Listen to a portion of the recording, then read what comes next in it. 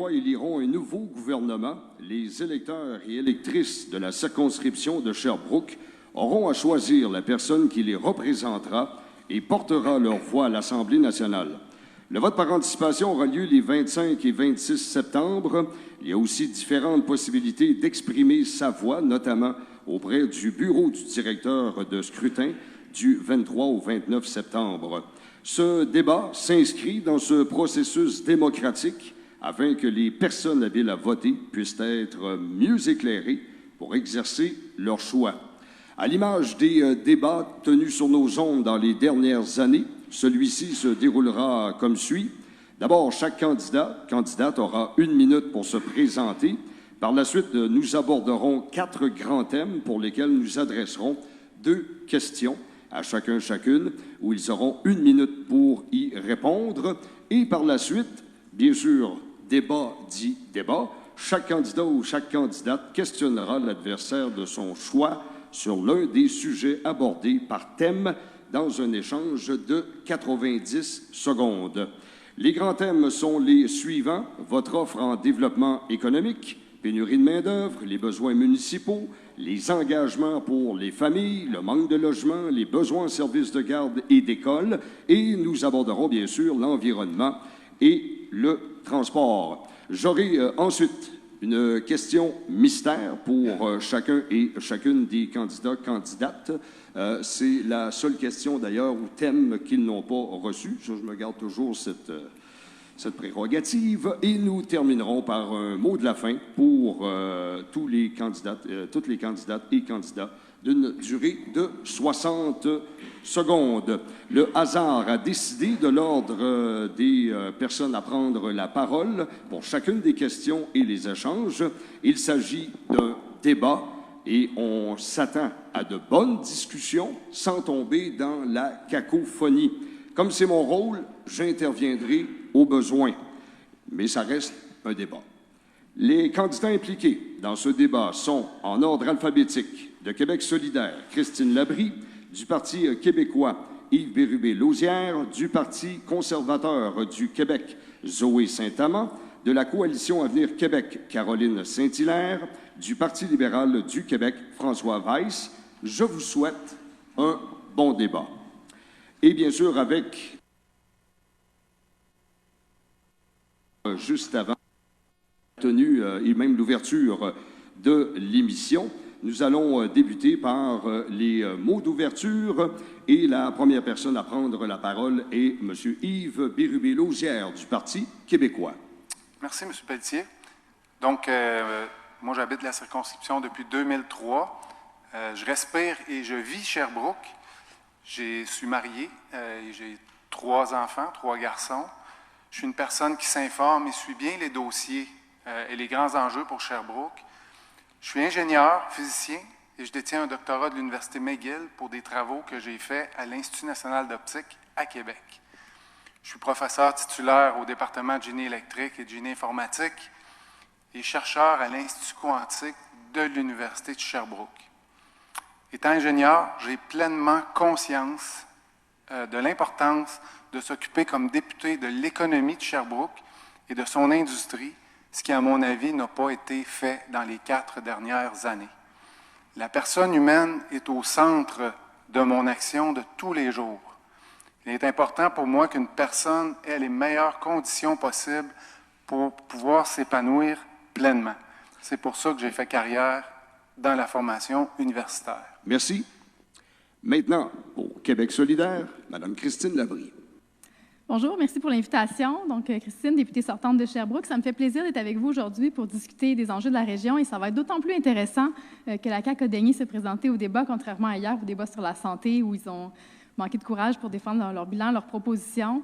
Il y a en Estrie un dynamisme très important, puis ça accentue le défi de la pénurie de main-d'œuvre. On a un des taux de chômage les plus bas au Québec. On a une population aussi plus vieillissante que dans les autres régions. Et pourtant, même si on voyait venir ça depuis des décennies, ce qu'on a vu, c'est un enchaînement de gouvernements qui pelletaient le problème par en avant. Maintenant, face à l'inflation, ils n'ont que des solutions à court terme, comme d'envoyer des chèques, rien comme solution pour contrôler, par exemple, le coût des loyers, qui est la principale dépense des ménages. Donc, j'ai très hâte de débattre aujourd'hui avec vous des solutions qu'on a à Québec solidaire pour prendre soin des gens, prendre soin aussi de leur portefeuille, s'assurer qu'ils arrivent à survivre financièrement. Ça me fait plaisir d'être ici avec vous aujourd'hui. Merci. De la Coalition Avenir Québec, Mme Caroline Saint-Hilaire. Bonjour, merci pour l'invitation. Alors, le temps est venu pour Sherbrooke de prendre sa place, de jouer son véritable rôle de leader en Estrie. Ce que je propose, c'est de rassembler toutes les forces vives de Sherbrooke et de la région afin que l'on mette l'épaule à la roue, pour améliorer le sort de notre monde, de tout le monde. Je propose la concertation plutôt que la division. Je propose le pragmatisme et les résultats concrets plutôt que l'idéologie et les revendications. Avec la CAQ, Sherbrooke a l'occasion d'opter pour un parti qui réduira le fardeau fiscal des citoyens, qui améliorera le système de santé et d'éducation, qui fera de l'économie verte un véritable vecteur de croissance. Alors, pour y arriver, je propose de mettre mon expérience, 20 ans de vie politique, mes compétences et ma détermination au service de toute la population de Sherbrooke. Merci. Du Parti conservateur du Québec, Mme Zoé Saint-Amand. Bonjour à tous et merci d'être ici. C'est un grand honneur aussi pour moi d'être présente parmi vous. Donc, tous des commerçants, commerçantes, citoyens, citoyennes qui contribuent à l'économie et au bien-être, l'expansion de la ville de Sherbrooke. Alors, moi, d'abord, je me suis toujours intéressée à l'actualité depuis mon adolescence. Et puis, je me rends compte que les gouvernements, les décisions qui sont prises affectent notre quotidien à tous. Depuis les 2 dernières années, j'ai vu des situations qui m'ont donné une envie de m'impliquer de façon plus sérieuse pour le bien-être et le futur de notre société et de notre province. Alors, je suis présentement étudiante en orientation. J'ai développé des très bonnes compétences au niveau de l'écoute et puis de la relation d'aide. Je crois qu'un gouvernement où est-ce qu'il sera à l'écoute de sa population, de remettre la politique à sa place, soit d'être au service des citoyens et de répondre à leurs besoins, ça pourrait être bénéfique pour toute la population. Merci. Merci. Du Parti libéral du Québec, M. François Weiss. Monsieur Pelletier, bonjour. Bonjour à vos auditeurs. Bonjour aux gens présents ici au Club de golf de Sherbrooke. Je me présente, je suis François Weiss. Je suis le candidat libéral ici à Sherbrooke. Je suis très heureux de pouvoir débattre aujourd'hui avec vous d'enjeux de développement économique. Je suis moi-même un entrepreneur. J'évolue dans le monde agricole, agro-touristique. Dans le passé, j'ai également dirigé une entreprise de transport collectif ici à Sherbrooke et j'ai également contribué à développer le plan de mobilité durable ici à Sherbrooke. Je connais donc l'importance d'avoir un député qui va faire du développement économique le véritable enjeu ici à Sherbrooke. Moi, je vais assister aux événements de la Chambre de commerce, je vais aller à la rencontre des Sherbrookois et des entrepreneurs, chose qui a cruellement manqué au cours des 4 dernières années. Je crois fermement que ma formation politique est la mieux placée pour allier le développement économique et l'environnement. Contrairement à la CAQ, qui n'a aucun intérêt pour l'environnement, et à Québec solidaire, qui se désintéresse complètement du développement économique. Moi, je vais être le député de Sherbrooke et je vais être la personne qui va faire le plus avancer le développement économique ici à Sherbrooke. Merci. Passons maintenant à nos thèmes. On débute avec le développement économique. 2 questions pour lesquelles vous aurez 60 secondes pour chacune des questions. Nous y allons bien sûr par question et par candidate et candidat. Et par la suite, il y aura bien sûr la portion débat. Mais commençons d'abord par une question sur l'économie, à savoir pénurie de main-d'œuvre, soutien aux entreprises. Quels sont vos engagements pour Sherbrooke? Nous débutons avec Mme Christine Labrie de Québec solidaire. Merci. Donc, assurément, la pénurie de main-d'œuvre, c'est un enjeu critique. Nous, on a pris l'engagement à Québec solidaire de hausser les seuils d'immigration. Ça fait partie de la solution et on sait qu'on a la capacité d'accueillir ces personnes-là. En ce moment, on a vu que le choix qui était fait par les derniers gouvernements, c'était de miser sur les travailleurs temporaires. Et c'est d'autant plus contradictoire qu'ils nous disent qu'ils ne veulent pas accueillir plus d'immigrants à la CAQ parce qu'ils veulent protéger la langue française, mais les travailleurs temporaires, leurs enfants ne sont pas obligés d'aller à l'école en français. Nous, ce qu'on veut, c'est accueillir des immigrants ici qui vont s'intégrer, qui vont apprendre le français. Ça fait partie de la solution. Et pour s'assurer que ça bénéficie à Sherbrooke, on va régionaliser l'immigration. Nous, on veut créer une voie rapide prioritaire pour les immigrants qui ont une expérience régionale. Donc, ça va être un incitatif concret pour que les immigrants viennent s'installer ici dans la région et puissent savoir que ça va leur faciliter la vie au niveau des démarches après pour régulariser leur statut. On veut créer également des carrefours d'accueil en immigration partout sur le territoire. Donc, on en aurait un ici en Estrie pour leur permettre de réduire la bureaucratie, d'avoir un point d'ancrage clair là, où obtenir tous les services. Merci. Madame Caroline Saint-Hilaire, Coalition Avenir Québec. En fait, à la Coalition Avenir Québec, on propose essentiellement 3 stratégies pour faire face au manque de main-d'œuvre. Oui, il y a l'enjeu, bien sûr, de l'immigration, mais ce n'est pas que la solution. Nous, on pense qu'effectivement, il faut cibler à 50 000 immigrants. Il faut aussi reconnaître la diplomation. J'ai rencontré d'ailleurs le groupe des femmes immigrantes de Sherbrooke qui a besoin d'aide, qui a besoin qu'on reconnaisse leur diplôme. Il y a aussi de belles initiatives locales, notamment au niveau des personnes ayant des limitations, que ce soit physiques ou intellectuelles, qui veulent contribuer à la société québécoise. Alors moi, je veux contribuer, faire en sorte que les entreprises aient un autre bassin aussi de main-d'œuvre. Donc, il y a 3 stratégies. Il y a la formation. Il faut accompagner les entreprises au niveau de la formation. Il faut aussi développer au niveau de l'automisation et l'industrie 4.0. On se souvient tous que le gouvernement de François Legault a annoncé la première zone d'innovation du Québec s'est fait à Sherbrooke et on est des précurseurs à Sherbrooke en ce sens-là. Alors, il faut investir au niveau de la main-d'œuvre. Merci. Du Parti conservateur du Québec, Madame Zoé Saint-Amand. Eh bien, nous, on s'engage d'abord à augmenter le pouvoir d'achat des consommateurs et des consommatrices, c'est-à-dire de remettre plus d'argent dans votre portefeuille au moyen d'une baisse de taxes et une baisse d'impôts. On parle d'abord d'une baisse de taxes sur les produits de revente. Ici, à Sherbrooke, on a plusieurs commerces qui, je pense à des friperies ou qui font de la vente de biens usagés. En enlevant la taxe de vente de ces produits-là, on peut inciter les consommateurs à se rendre à ces commerces-là, ce qui favorise l'économie locale, en plus de contribuer à l'économie circulaire, qui, elle aussi, a un impact intéressant au niveau de l'environnement. Donc, au lieu d'acheter en neuf, on favorise et on incite les gens à réutiliser des biens qui sont toujours bons. Ensuite, en réduisant également la masse salariale et en enlevant la taxe sur l'essence, les consommateurs se retrouvent avec plus d'argent dans leur poche qu'ils peuvent redistribuer au sein de leur propre communauté et ainsi faire fleurir tout le monde. Merci. Du Parti libéral du Québec, M. François Weiss. Nous, au Parti libéral, on va faire de la priorité numéro 1, c'est la pénurie de main-d'œuvre. Bref, on va trouver des solutions pour pouvoir aider nos entrepreneurs ici dans la région. Il y a même un sondage de la Chambre de commerce et d'industrie de Sherbrooke qui dit que 7 entreprises sur 10 ont là, comme problème numéro 1 la pénurie de main-d'œuvre. Donc, il faut vraiment les aider. C'est pas vrai qu'on va perdre un autre 4 ans à dire que c'est une bonne nouvelle, que la pénurie de main-d'œuvre, que c'est les employés qui ont le gros bout du bâton. En fait, là, les entreprises ont besoin d'air, ont besoin d'action, ont besoin d'énergie et de main-d'œuvre pour pouvoir réaliser leur plan de développement économique. En fait, ce sont les acteurs locaux qui vont travailler à résoudre ces solutions-là. C'est pas Christine Labrie qui a soutenu les entreprises dans les dernières 4 ans. Elle n'a même pas été dans les activités de la Chambre de commerce. En réalité, la CAQ a négligé pendant 4 ans et Québec solidaire a fait aucun intérêt pour le développement économique. Nous, on a des propositions qui sont claires pour favoriser le développement de la main-d'œuvre. On va favoriser le retour des travailleurs expérimentés sur le marché du travail. Donc, ce sont les aînés. On va renforcer Merci. Merci. Le temps est écoulé. Je vous mentionne à nouveau qu'on respecte le temps. La durée est la même pour tous. Pour compléter sur cette question concernant la pénurie de main-d'œuvre, soutien aux entreprises du Parti québécois, M. Yves Bérubé-Lausière. Nous, au Parti québécois, tout d'abord, quant à l'immigration, on va garder l'immigration à un niveau de 35 000 immigrants par année.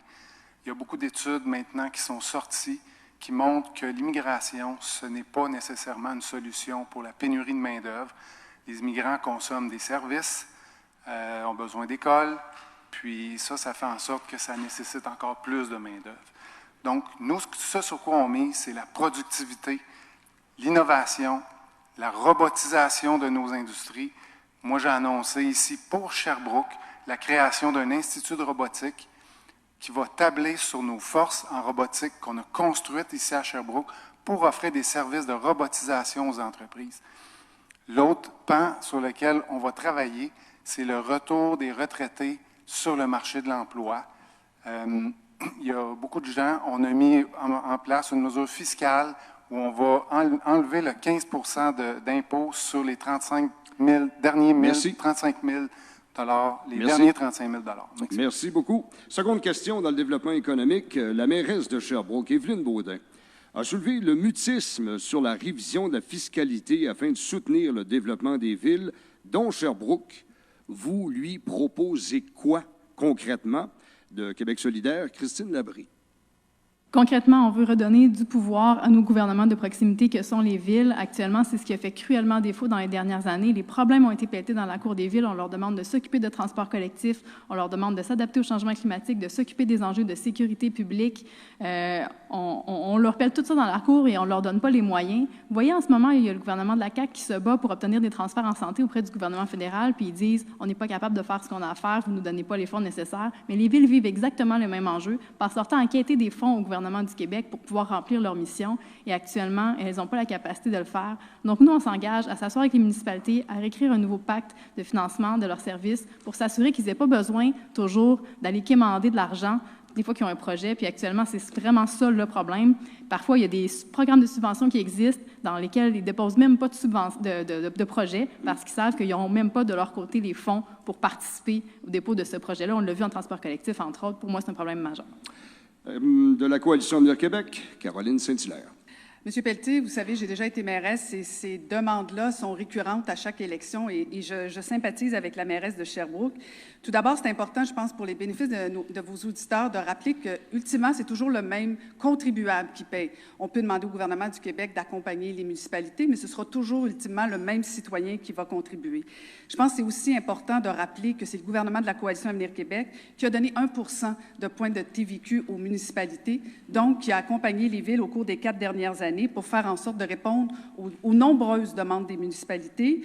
On le sait très bien qu'il y a un sommet de l'UMQ avec les chefs de parti vendredi. On verra la teneur de certains engagements pour la coalition. Mais pour nous, c'est important. Et même après la pandémie, la Coalition Avenir Québec a été là auprès des municipalités. Et juste pour votre bénéfice, ça a été quand même 16 millions de dollars pour la ville de Sherbrooke et dont 1,2 million de dollars pour la vitalité économique des centres-villes. Et c'est des transferts sans condition. Cela étant dit, on peut être des partenaires et on veut être des partenaires avec les municipalités. Merci. Pour le Parti conservateur, Zoé Saint-Amand. Oui, donc la vision pour le Parti conservateur, c'est de remettre le plus de pouvoir dans les mains de la Ville afin que les gens qui sont experts et expertes, qui sont sur le terrain, puissent prendre des décisions et de trouver des solutions qui vont faire en sorte de régler les problématiques qu'eux et elles voient. C'est-à-dire, en ce moment, on doit passer par plusieurs paliers avant de pouvoir trouver des réponses et de faire en sorte que des solutions soient amenées. En remettant le gouvernement à sa place et en donnant plus d'espace pour les villes et les municipalités de pouvoir agir, on croit qu'ainsi, les meilleures personnes aux bons endroits vont pouvoir amener des solutions qui seront directement visibles par tous les citoyens et les citoyennes. Donc, c'est un peu... c'est ça, merci. Merci. Merci du Parti libéral, François Weiss. Bien, nous, on est très touchés par le message que nous envoie la mairesse Baudin. D'ailleurs, ça a été une de mes priorités. On a rencontré rapidement la mairesse. J'y ai d'ailleurs invité ma chef. On s'est entretenu avec elle sur les dossiers criants ici à Sherbrooke. Donc, effectivement, là, on s'est engagé, nous, comme formation politique, là, à revoir toute la fiscalité municipale. Ça, c'est tout le financement qui fait en sorte qu'on va pouvoir réussir à fonctionner. Nous, là, on croit là, que c'est assis à la même table, à travaillant main dans la main, qu'on va réussir à faire avancer les dossiers de Sherbrooke. Il faut absolument collaborer avec les instances municipales. D'ailleurs, là, le service que l'on offre ici à Sherbrooke, là, on l'offre aux mêmes citoyens. On a comme obligation d'offrir des services ici, mais on pige dans le même portefeuille. Donc, c'est important qu'on puisse collaborer ensemble pour pouvoir mieux financer les besoins de la ville, que ce soit des infrastructures ou à tout niveau. Puis, on va être là. Moi, en tant que Sherbrookois, en tant que personne qui va pouvoir aider ici à Sherbrooke, j'ai vraiment l'intention de faire avancer les dossiers ici à Sherbrooke. Merci. Pour le Parti québécois, Yves Bérubé-Lausière. Oui, merci. On est sensible aux demandes de la mairesse. Nous, on va investir massivement dans le transport en commun. Donc, il va y avoir des transferts massifs d'argent pour supporter le transport en commun. On a aussi une politique de décentralisation, donc de régionalisation. On va mettre sur pied un ministère du développement régional. Puis, avec ça, on va mettre en place un plan québécois des infrastructures régionales qui va totaliser 70 milliards de dollars. Ça, c'est pour rattraper le retard dans les investissements en région. Et puis, ce PQI-là, régional, va être géré par le ministère du Développement régional. Donc, dans chaque région, il va y avoir des représentants du ministère pour s'occuper des vrais enjeux régionaux. Donc, avec ça, on croit que la Ville va pouvoir y trouver son compte parce qu'elle va être en contact direct avec ce ministère-là. Merci. Maintenant, portion débat. Chaque candidate ou candidat pose une question à la personne de son choix et cette personne doit y répondre d'abord. Hein? Je pense que ça, si on veut un débat, et ça revient bien sûr à chaque thème, faut être capable également de comprendre ce que vous dites. Alors, bien sûr qu'on veut des débats, on veut de bons échanges. La cacophonie, bien ça, si ça arrive, je vais intervenir. Alors, comme l'ordre est toujours établi, d'abord, Mme Christine Labrie pose la question à la personne de son choix. Merci, M. Pelletier. J'ai une question à poser à Caroline Saint-Hilaire sur la zone d'innovation de la CAQ qui a été annoncée ici à Sherbrooke. Pour l'instant, on a l'impression que tout ça, c'est juste une coquille vide. On ne sent pas du tout qu'il y a une véritable stratégie de développement régional qui se met en œuvre. Les gens ici savent où s'en aller avec ça, ils savent ce qu'ils veulent faire, mais le soutien n'arrive pas de la part des ministères. Par exemple, en ce moment, le gouvernement finance l'élaboration d'un plan d'aménagement du territoire pour l'arrimer avec la zone d'innovation, mais la Ville de Sherbrooke n'a absolument aucune garantie qu'il va y avoir du soutien financier pour le réaliser, ce plan d'aménagement du territoire. Et s'ils n'ont pas de fonds pour le réaliser, bien, on s'entend que la zone d'innovation ne pourra pas prendre forme. Ça va rester une coquille vide. Donc, moi, j'aimerais que Mme Saint-Hilaire nous dise si tout ça, c'est juste du brassage de papier pour occuper des fonctionnaires ou si la CAQ s'engage formellement à financer la réalisation du plan d'aménagement de la zone d'innovation. Merci, Mme Labrie, pour votre question. Voyez-vous, juste dans la question, on comprend ce que la députée sortante a fait pendant 4 années, c'est de poser des questions, poser des problèmes, sans jamais applaudir ce qui a été fait. C'est pas rien, là, M. Pelletier, ce qui s'est passé à Sherbrooke. M. Legault, le gouvernement de la Coalition Avenir Québec, est venu annoncer la première zone d'innovation, la reconnaissance envers, justement, des entreprises qui sont innovantes chez nous à Sherbrooke. C'est important, c'est 135 millions, plus 300 millions du privé. C'est majeur comme annonce. Et là, ce qu'on nous dit, c'est que c'est pas assez puis qu'on en veut plus. Bien, parfait. Moi, c'est ce que je veux. Le lendemain du 3 octobre, c'est de travailler avec les entreprises, avec l'Université de Sherbrooke, avec tous les acteurs municipaux, toutes les institutions pour propulser Sherbrooke, pas juste de s'indigner parce qu'on n'a pas encore assez d'argent. C'est 335 millions d'annoncés cette année pour la première zone d'innovation. Il me semble qu'on devrait des fois se réjouir aussi. Mais allez-vous le financer, la réalisation du plan d'aménagement de la zone? Ben oui, ça fait partie des engagements et ça a été annoncé dans le cadre du dernier mandat. Très contente d'entendre ça. Merci. Comme Mme Labrie le fait, vous avez le droit à des relances. Hein? C'est votre prérogative, c'est votre droit. On parle de débat, donc vous avez le droit de vous relancer et de vous adresser directement à cette personne qui vous pose la question. D'ailleurs, prochaine question, elle appartient à Mme Caroline Saint-Hilaire de la Coalition Avenir Québec. Merci, M. Pelletier. Mme Labrie, j'ai lu votre... En fait, ma question va être pour Mme Labrie, j'aurais dû préciser. J'ai lu votre programme et je suis un peu préoccupée parce que on parle de développement économique, mais pour parler de développement économique, il faut parler de travail, il faut parler des travailleurs.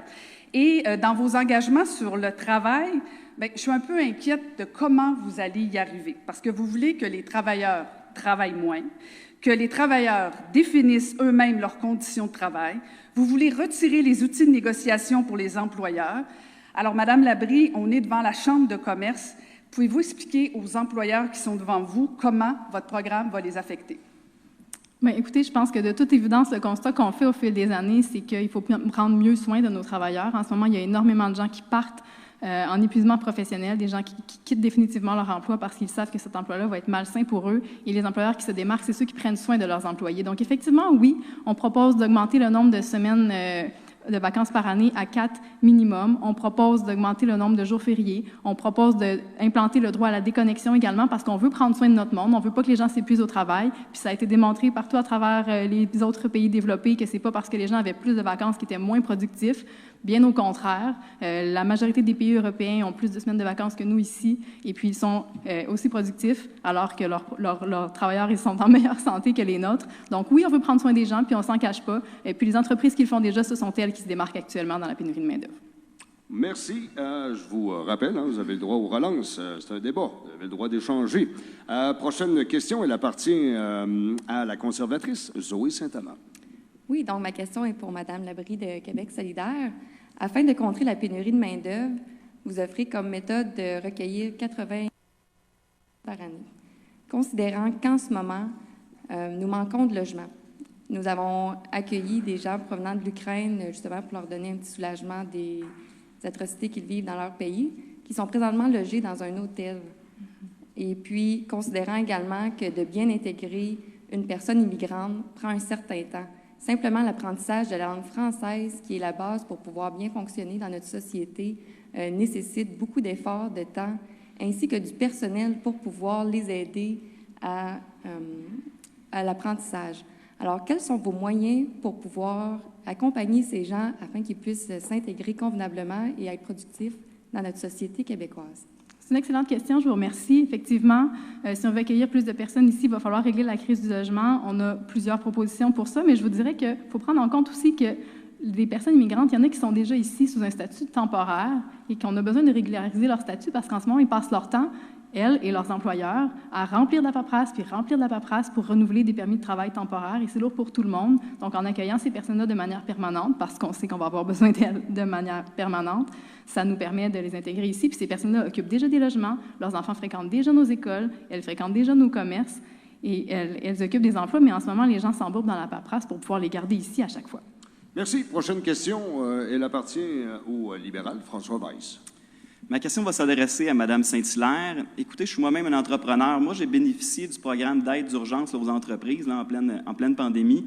Puis, ce programme-là, on a de l'argent qui a été versé, certes, mais 3 mois plus tard, on était obligé de rembourser capital et intérêts. Malgré tout, on était encore dans une deuxième vague, encore fermée, n'ayant pas la possibilité là, de renflouer nos coffres.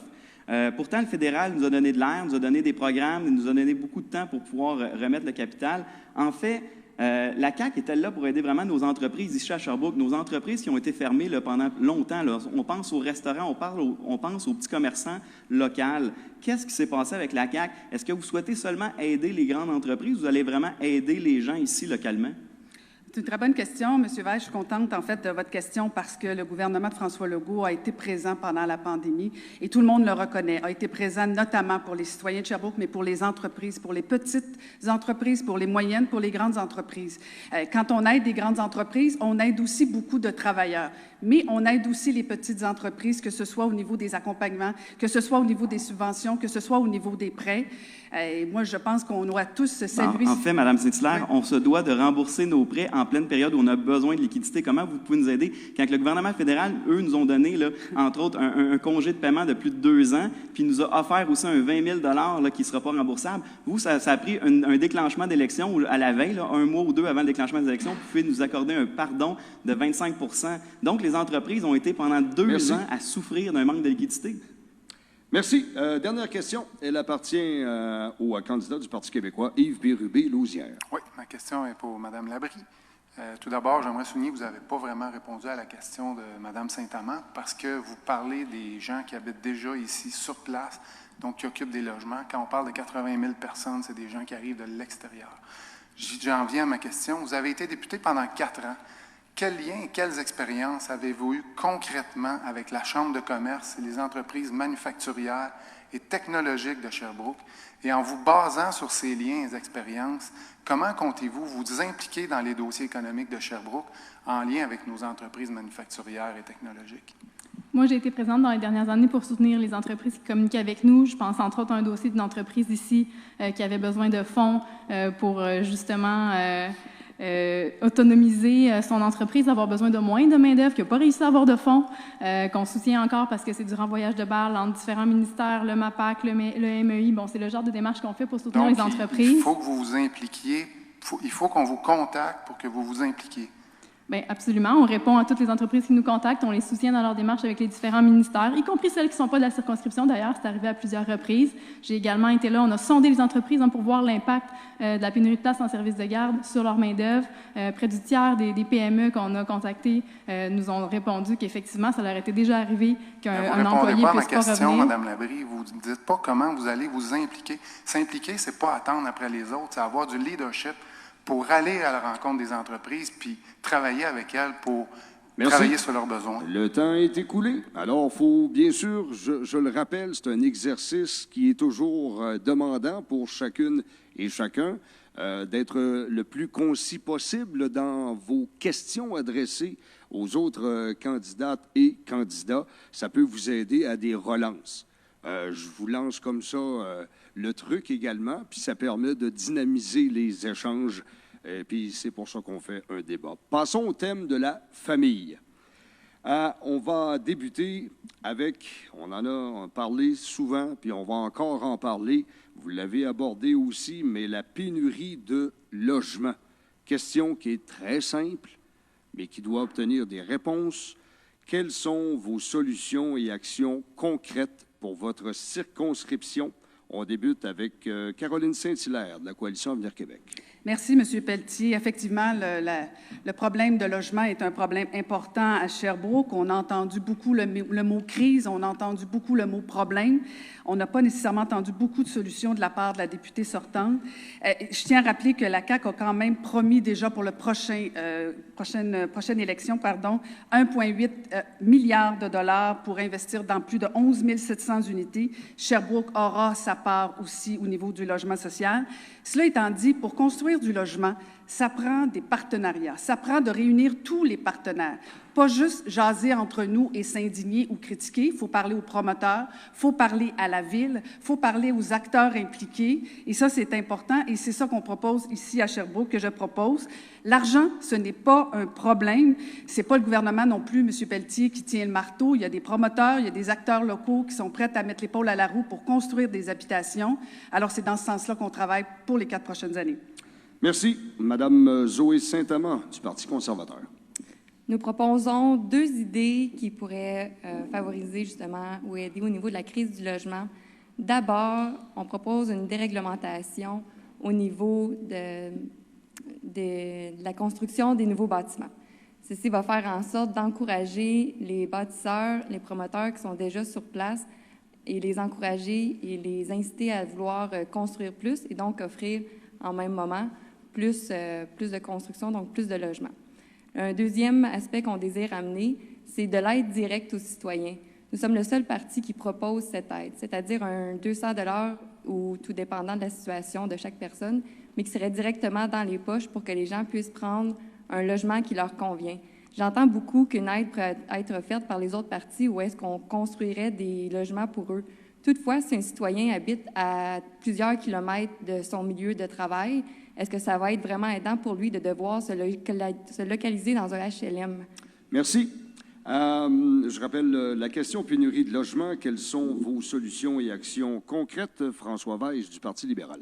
En fait, c'est vraiment de travailler avec la municipalité. Là. On l'a vu ici, les dossiers ont stagné. Là.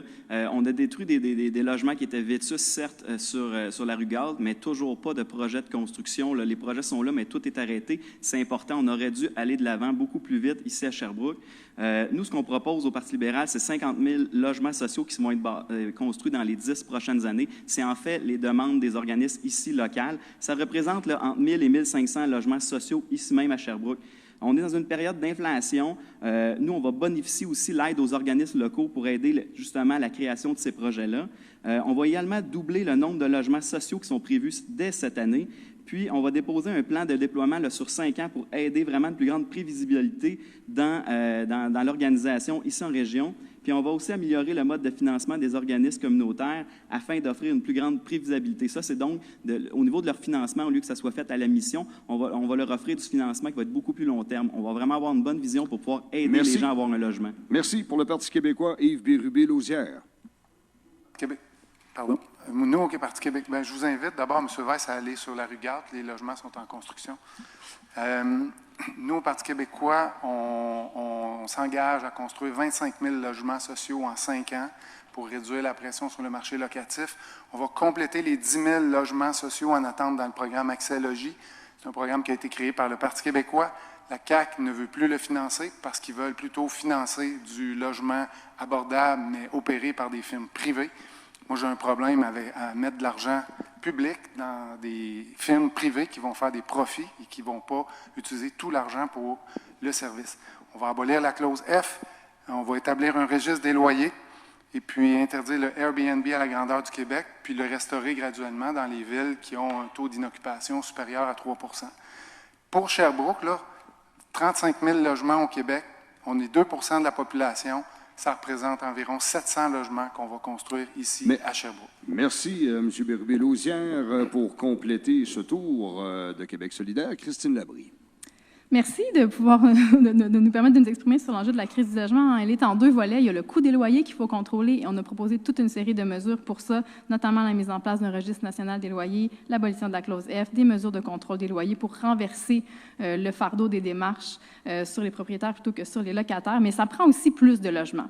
Et on a pris cet engagement-là de livrer 50 000 logements sociaux à travers le Québec, dont 25 000 dans un premier mandat. On a pris l'engagement de faciliter l'accès à la propriété pour les premiers acheteurs en créant un fonds d'investissement de 1 milliard pour retirer du marché 10 000 maisons. Et à Sherbrooke particulièrement, on sait qu'on a la particularité d'être une ville étudiante. On a besoin d'avoir plus de logements étudiants pour y arriver parce qu'en ce moment, le quart des logements sur le marché sont occupés par des étudiants. Et pouvez-vous croire, il n'existe aucun programme pour financer la création de résidences étudiantes pour le cégep et pour l'université.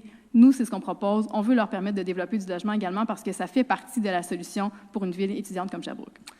Merci. On comprend bien sûr que dans ce thème famille, ça touche directement l'économie lorsqu'on parle de pénurie de logement, mais lorsqu'on parle également de besoins criants de places en garderie.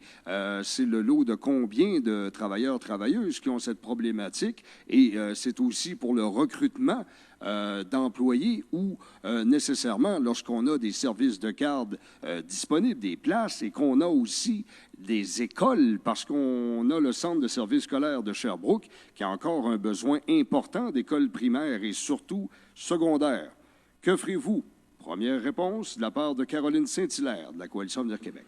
Bien, tout d'abord, pour répondre à votre première question sur le volet des centres de petite enfance, on faut continuer de déployer effectivement et compléter le réseau de CPE.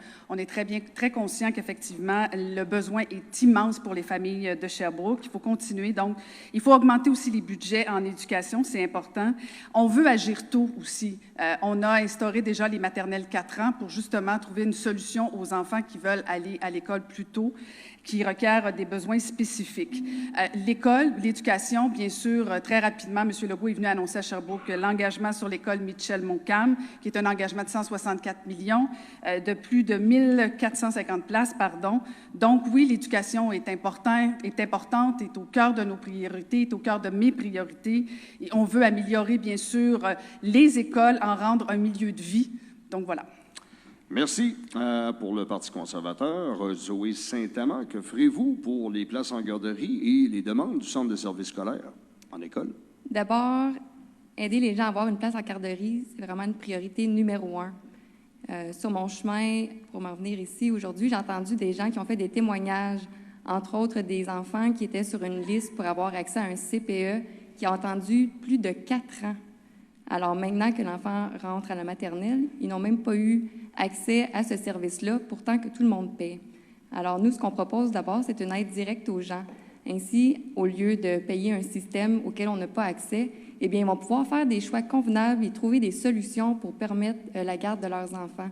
Ceci fait aussi en sorte d'aider les parents qui ont des horaires atypiques, donc soit qui travaillent de nuit ou qui travaillent de soir, à se trouver une garderie plus facilement. Au niveau de l'éducation, oui, l'éducation, mais avant tout, il faut penser aux étudiants et étudiantes et aux élèves qui sont dans ces établissements-là. Présentement, près d'une personne sur 2 ne va pas bien. Alors, nous nous engageons à offrir un sommet sur la santé mentale dans les 100 premiers jours des élections. Merci beaucoup. Pour le Parti libéral, François Weiss. En fait, nous, on en a beaucoup des programmes pour aider les familles. On a commencé par, entre autres, annoncer un engagement sur l'élimination de la taxe de bienvenue pour les nouveaux acheteurs. Ça aide concrètement les jeunes familles. Également, de proposer une place en garderie pour tous les enfants qui en ont besoin, que ce soit dans le réseau public, privé. Ça va être une place en garderie à 8,70 $. Également, un beau programme qu'on a peut-être moins parlé, c'est de financer les programmes pédagogiques particuliers. Ça, entre autres, là, c'est le sport-études. C'est des enfants qui sont au Triolet, qui font de l'étude et du spécialisation hockey, spécialisation ski, que ce soit en art à Mitchell-Montcalm. Donc, toutes ces spécialisations nécessitent de l'investissement des parents et nous, on va défrayer jusqu'à 5 000 $, 5 000 $ par année, par enfant, pour des programmes pédagogiques spéciaux. Ça, c'est vraiment de l'aide concrète pour les familles qui va vraiment les aider. Puis l'école Mitchell-Montcalm, on va en parler, là, mais le gouvernement, la CAQ l'a refusé 1 fois, 2 fois, 3 fois en date du 30 juin dernier. Fait que quand on nous la propose en élection, là, on voit vraiment que c'est de l'opportunisme. Merci beaucoup. Pour le Parti québécois, Yves Bérubé-Lausière, que ferez-vous? Oui, nous, au niveau des CPE, on va intégrer les 119 000 places au privé, au réseau public, pour avoir une uniformité dans la qualité de ce qui est donné à nos enfants. On va créer 15 000 places, nouvelles places. Tout ça, ensemble, ça va créer environ 135 000 places dans le réseau public. On veut, nous aussi, rendre gratuits les programmes pédagogiques particuliers, donc les sports-études et autres concentrations. Puis, moi, je parle ici aux gens de Sherbrooke. Si vous m'élisez, c'est sûr qu'on va dégager les fonds nécessaires au PQI pour financer et construire l'école Mitchell-Montcalm qui a été annoncée de façon opportuniste par l'équipe de Mme Saint-Hilaire et la CAQ. Au niveau de l'éducation, on veut s'occuper des enseignants. Il manque de services dans le réseau scolaire, les services auxiliaires, orthopédagogues, les profs en ont besoin et quittent la profession parce qu'ils n'ont pas de support et doivent s'occuper de tout. Il y a trop lourd de tâches. Merci. Et pour Québec solidaire, Christine Labrie. Le problème que moi, je constate par rapport aux places en service de garde et dans nos écoles, c'est vraiment un manque d'écoute de la part de la CAQ, des acteurs locaux ici qui connaissent extrêmement bien les besoins. La communauté ici a identifié depuis plusieurs années qu'on avait besoin d'une nouvelle école secondaire, se sont fait refuser ce projet-là à multiples reprises. Non seulement ils se sont fait refuser ça, ils se sont fait autoriser un projet qui n'était même pas prioritaire pour eux. Ils ne peuvent même pas dépenser cet argent-là parce qu'il dépendait d'un autre qui n'a pas été financé. Pour moi, ça, c'est un exemple flagrant de manque de confiance du gouvernement de la CAQ envers les acteurs locaux. Ils ne sont même pas capables d'écouter la priorisation que les gens ici font de leurs besoins. D'autres exemples, c'est au niveau des places en service de garde à la petite enfance. On a des CPE ici, on a vu plusieurs histoires ressortir dans les dernières semaines. Ils sont capables de livrer des places très rapidement, se les font refuser. Je pense à Stoke, entre autres, où ils nous disaient, moi, je pourrais livrer 8 places, elles pourraient être disponibles lundi prochain. J'ai déjà les employés, j'ai déjà l'espace, il me manque juste à aller acheter 8 petits matelas. Se les font refuser par la CAQ. Les gens ici connaissent leurs capacités, connaissent les services qu'ils sont capables de déployer, puis on se les fait refuser par la CAQ. Merci beaucoup. Maintenant, c'est la portion débat. Donc, chaque candidat ou candidate pose une question au candidat de son choix sur le thème sur lequel vous venez de vous prononcer. Et la première question, elle appartient à Caroline Saint-Hilaire, de la Coalition Avenir Québec. Merci. Juste pour rectifier, quand même, il y a 597 places qui ont été octroyées en termes de CPE.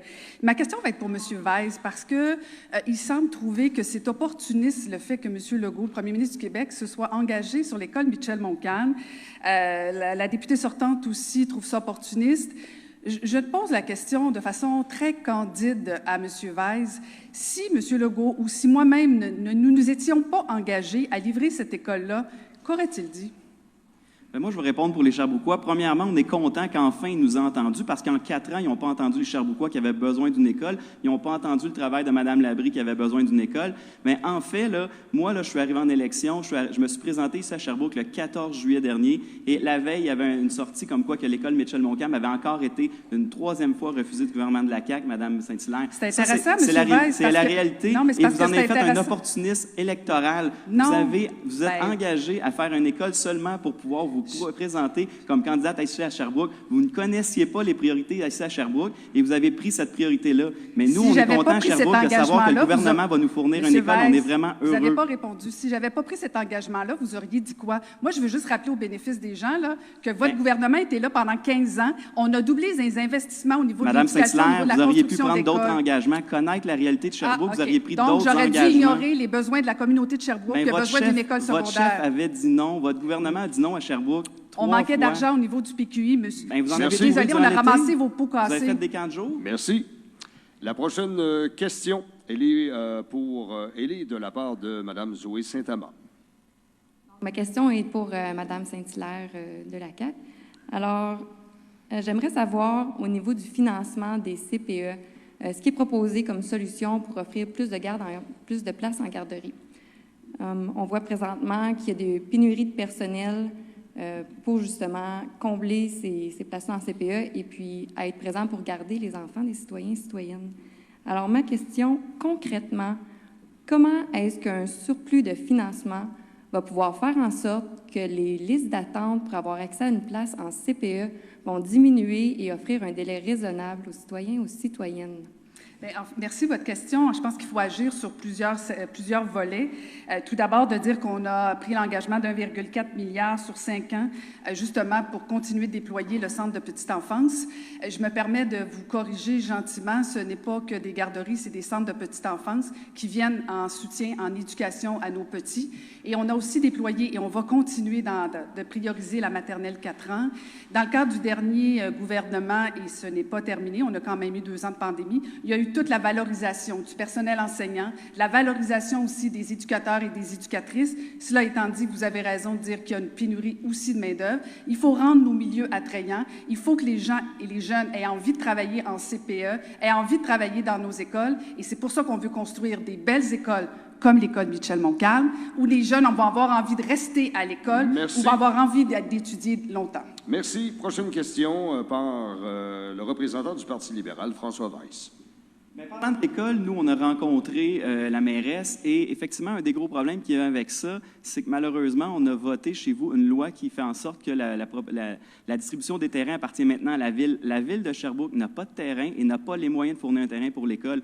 Vous avez fait quoi avec votre engagement? L'avez-vous complété? Vous allez faire quoi avec la ville de Sherbrooke? Comment vous allez compléter votre projet afin que ça puisse se réaliser, mais avec les gens d'ici, avec les choix d'ici? Comment vous allez faire ça? Très contente de votre question, M. Weiss, parce qu'effectivement, ce projet-là a été, bien sûr, issu du Centre de services scolaires, est un engagement important de la communauté. Allez-vous filer la question du prix du terrain à la ville de Sherbrooke? C'est ça ma question. Qui va payer pour le terrain? On va s'asseoir avec la mairie, voir c'est quoi les enjeux, c'est quoi le potentiel. Ça arrive dans plein de villes. Ça m'est arrivé par hasard, par ailleurs, effectivement, de donner des terrains pour construire des écoles. Parce que quand on dit qu'on construit des écoles, ça veut dire que notre population augmente et les besoins augmentent. Oui, la Ville doit faire sa part et le gouvernement du Québec va faire sa part et on l'a déjà dit à la mairesse Baudin, que j'ai rencontrée un peu avant vous en passant, qu'on allait discuter avec elle notamment sur la négociation du terrain. Donc, vous dites, Mme Saint-Hilaire, vous avez rencontré la mairesse et vous avez osé faire une annonce, puis le terrain, c'est la Ville qui doit le fournir en sachant qu'elle n'avait pas les moyens. Non, vous avez mal compris. On a dit qu'on allait s'assurer. Mme Baudin a bien commenté suite à votre annonce que le problème était le terrain. Il n'y avait pas de terrain disponible à Sherbrooke et il n'avait pas les moyens. Donc, vous avez oublié de l'informer, comme quoi vous allez vous occuper de la phase financière du terrain. Non, soyez de bonne foi. On a dit qu'on allait travailler avec la Ville pour trouver le terrain avec elle. Mme Saint-Hilaire. La Ville de Sherbrooke a le droit d'exproprier aussi et on va discuter avec la Ville de Sherbrooke. Merci. La prochaine question appartient à Yves Bérubé-Lausière du Parti québécois. Ma question est pour Mme Saint-Hilaire. Vous parlez beaucoup de construire des nouvelles choses, mais on sait depuis longtemps que nos écoles sont vétustes. Il y a des moisissures dans les écoles, les systèmes de ventilation sont déficients. Puis, on met nos élèves dans des classes qui sont derrière les écoles, dans des roulottes. Vous avez eu 4 ans pour changer ça, puis il ne s'est rien passé. Une chose qui est frappante, là, dans les 3 derniers plans québécois des infrastructures, là, les écoles sont dernières en liste dans les priorités du gouvernement pour le financement des infrastructures. Il me semble qu'il faudrait rénover ce qu'on a avant de commencer à penser à des beaux grands projets. Puis peut-être aussi utiliser le 500 $ que vous avez donné à tout le monde de façon indistincte. Il y avait probablement quelques milliards là-dedans que vous auriez pu mettre dans les écoles immédiatement. Qu'est-ce que vous répondez à ça? Bien, je pense qu'on est capable de mâcher de la gomme et marcher en même temps. Oui, on peut investir et construire de belles écoles quand une ville comme Sherbrooke a besoin d'une école secondaire. On peut et on doit quand aussi... on dit qu'on n'a pas de budget pour le faire. On peut aussi rénover les écoles nécessaires. Bien, c'est-à-dire qu'on a décidé, on a fait le choix comme gouvernement de dire on va augmenter, doubler le PQI en éducation pour le prochain mandat.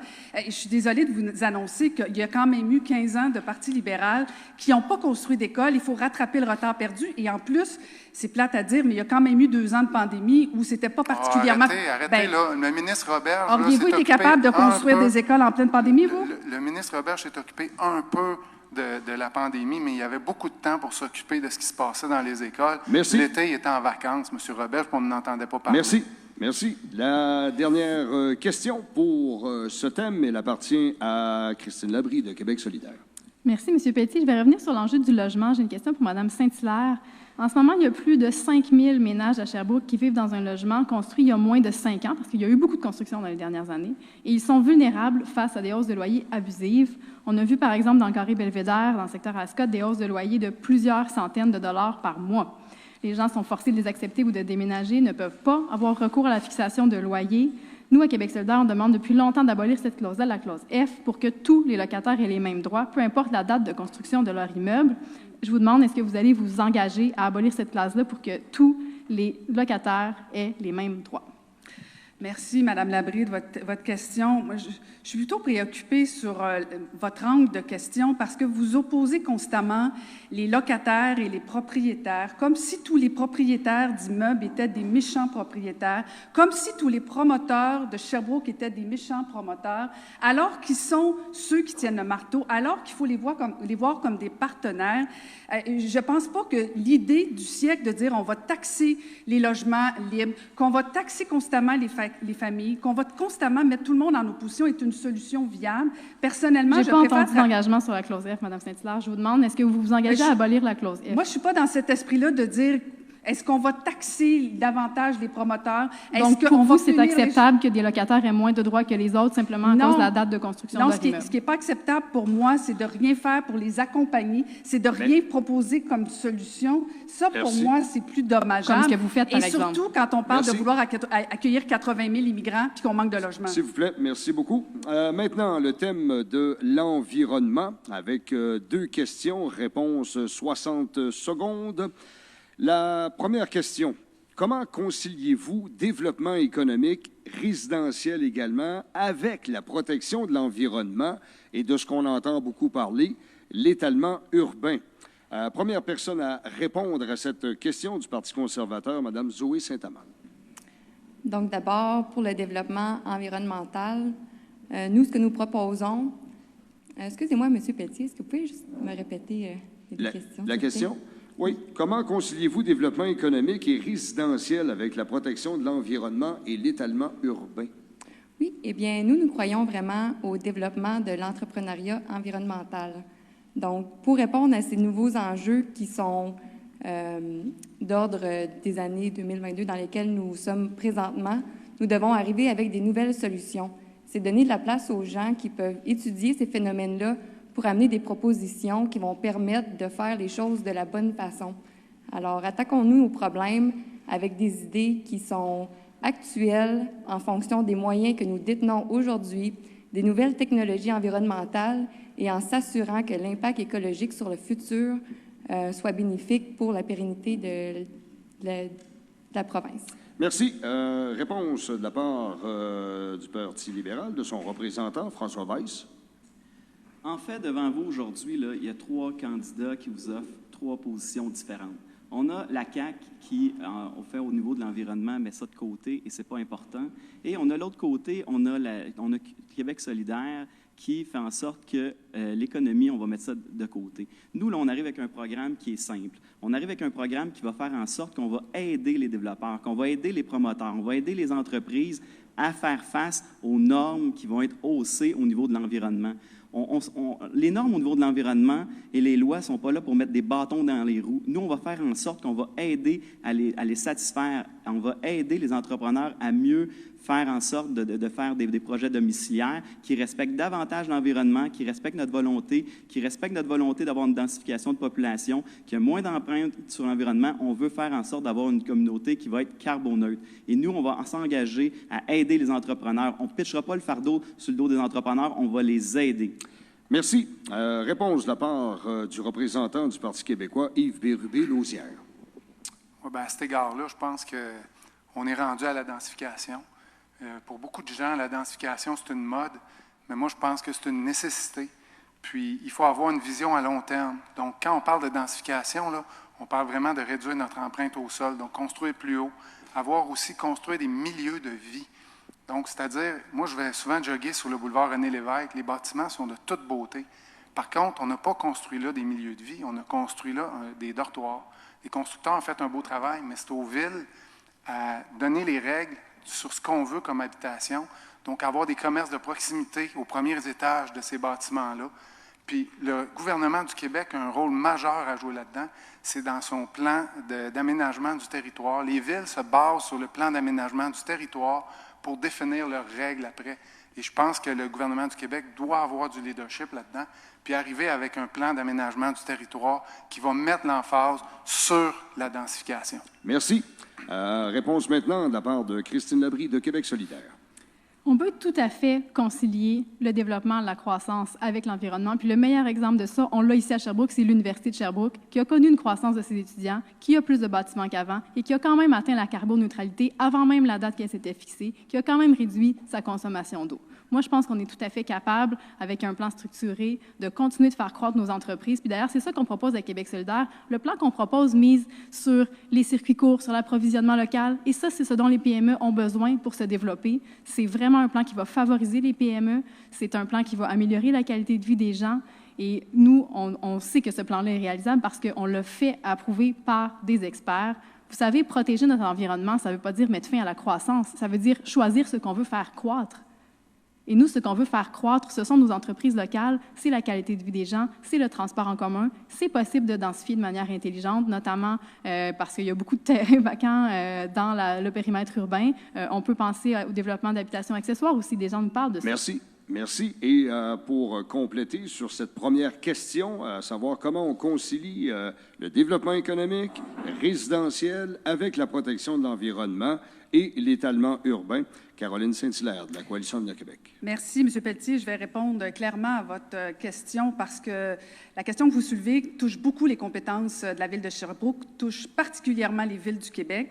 Et je pense qu'il faut travailler avec eux sur la vision qu'on veut développer sur l'aménagement du territoire. Et on l'a vu, la CAQ a déjà déposé son plan, sa politique nationale d'architecture et de l'aménagement du territoire. Et ça doit se faire avec la ville, avec les villes, avec les citoyens. On parle beaucoup de densification et c'est important justement pour réduire notre empreinte écologique. Mais on ne peut pas imposer de mur à mur la façon de vivre des citoyens. Il y a encore des familles, il y a encore des citoyens qui veulent avoir une maison. Et il faut être à l'écoute quand même de ces citoyens. Il ne faut pas de politique mur à mur. Et nous, à la CAQ, on veut faire en sorte justement d'accompagner les villes, d'accompagner les familles, les citoyens pour justement bien aménager notre territoire. Et ça ne peut pas se faire en silo. Parce que si Sherbrooke se ferme sur le reste du monde, l'étalement urbain se fait sur les autres villes et on n'a rien réglé de la question environnementale. Merci beaucoup. La deuxième question, toujours sous le thème de l'environnement. Vous savez, j'aime beaucoup le concret. La crise climatique, quels gestes réalistes pouvez-vous identifier et amener la population à poser dans votre circonscription, celle de Sherbrooke? On commence avec Mme Zoé Saint-Amand du Parti conservateur. Des gestes réalistes, c'est possible de le faire et c'est beaucoup plus simple de qu'est-ce qu'on peut croire. De mon côté, je pense que pour la ville de Sherbrooke, étant une ville urbaine qui combine super bien tout l'aspect naturel, ça serait d'avoir plus d'espaces verts. Et dans ces espaces verts-là, j'ai envie d'ouvrir une porte où est-ce que des gens qui travaillent la culture maraîchère et peut-être l'agriculture sous petite échelle puissent avoir l'espace de faire leur propre, dans le fond, leurs activités sur notre territoire. Ceci va faire en sorte que les gens vont pouvoir avoir accès à de la nourriture produite localement avec des bonnes méthodes saines en lien avec l'environnement et puis à des prix moindres. Donc, on favorise le local, le développement agroalimentaire dans la ville. J'ai envie de m'inspirer de la ville de Détroit qui a justement instauré ce type de programme et qui a permis d'amener la ville vers une nouvelle direction positive. Merci beaucoup. Le libéral, François Weiss. Écoutez, nous, on a un beau projet, c'est la carboneutralité du Québec en 2050. Comment on fait ça? C'est notre programme ECO, c'est l'hydrogène vert. L'hydrogène vert, c'est l'hydrogène qui est produit avec de l'eau, c'est produit avec l'électricité. Concrètement, ici à Sherbrooke, on a un barrage, on produit l'électricité et c'est pas à tous les jours qu'on a besoin de la totalité de notre production. On a des surplus régulièrement et on peut produire de l'hydrogène vert ici même à Sherbrooke qu'on pourrait utiliser. Qu'on peut utiliser, oui, pour la ville, pour certaines industries et qu'on pourrait même utiliser dans un futur train entre Sherbrooke et Montréal. Donc, oui, c'est des projets concrets. Également, c'est de favoriser le transport collectif. On parlait de train tout à l'heure, donc c'est en favorisant le développement du transport collectif partout ici en région, en amenant le transport gratuit collectif au niveau des étudiants et des aînés. C'est comme ça qu'on va faire des changements et qu'on va appuyer notre société à avoir un virage beaucoup plus vert et pouvoir faire des gestes qui n'affecteront pas leur mode de vie. Merci. Monsieur Yves Bérubé-Lausière du Parti québécois. On parle de gestes concrets, réalistes pour Sherbrooke et surtout qu'on amène la population à poser ces gestes-là concernant la crise climatique. Absolument. Moi, j'ai proposé qu'on développe des chaires de recherche pour appuyer Valoris dans une technique qu'ils sont en train de développer. On appelle ça le tri mécano-biologique. C'est pour extraire la matière compostable des déchets. À Sherbrooke, dans les logements locatifs, il n'y a à peu près pas de bac brun. Toute la matière compostable est mise avec les déchets. Valoris, c'est une entreprise intelligente. Ils ont commencé à travailler là-dessus. C'est un problème qui est difficile. Et moi, je propose d'apporter de la recherche pour les aider à développer cette technique-là, qui est regardée avec beaucoup d'intérêt par le BAP pour des applications autres que l'agriculture. J'aimerais aussi dire que, à cet égard-là, c'est concret. On se base sur nos forces qu'on a ici à Sherbrooke. Puis dans le cadre de ces chaires-là, on veut aussi avoir une chaire qui va s'occuper des comportements humains pour bien comprendre le comportement des gens et comment trouver les façons de les emmener à mieux recycler. Donc ça, c'est un projet qui est très concret pour la région. Merci beaucoup. Et pour la suite, réponse de Mme Christine Labrie de Québec solidaire. La liste est très longue de ce... Oui. La liste est très longue de ce qu'on pourrait faire dans les prochaines années par rapport à ça, mais je vais vous donner des exemples concrets qu'on pourrait faire même dans un prochain mandat. Je vais vous en donner 3. La protection des boisés urbains. En ce moment, on a des boisés urbains qui sont très à risque. Si on augmente les pouvoirs d'expropriation des villes, si on crée un fonds d'acquisition stratégique pour les soutenir là-dedans, on peut protéger très, très rapidement des boisés urbains qui sont des poumons pour notre ville. La gestion des matières résiduelles. On est avancé ici à Sherbrooke là-dessus, mais il y a encore les institutions, les commerces, l'industrie qui ne participent pas encore à la gestion pleine des matières résiduelles, notamment pour le compost et même parfois le recyclage. On doit les soutenir et on peut faire ça très rapidement. Le transport en commun, c'est quelque chose qu'on peut développer très rapidement. Il y a la volonté de le faire ici, mais pour ça, il faut financer les opérations, pas juste l'achat d'autobus, pas juste la construction de nouveaux terminus. Il faut financer les opérations et vous allez voir que très rapidement, on est capable de développer une offre de service pour donner une option réelle aux gens pour changer de mode de déplacement. Merci beaucoup. Et pour compléter, Mme Caroline Saint-Hilaire de la Coalition Avenir Québec.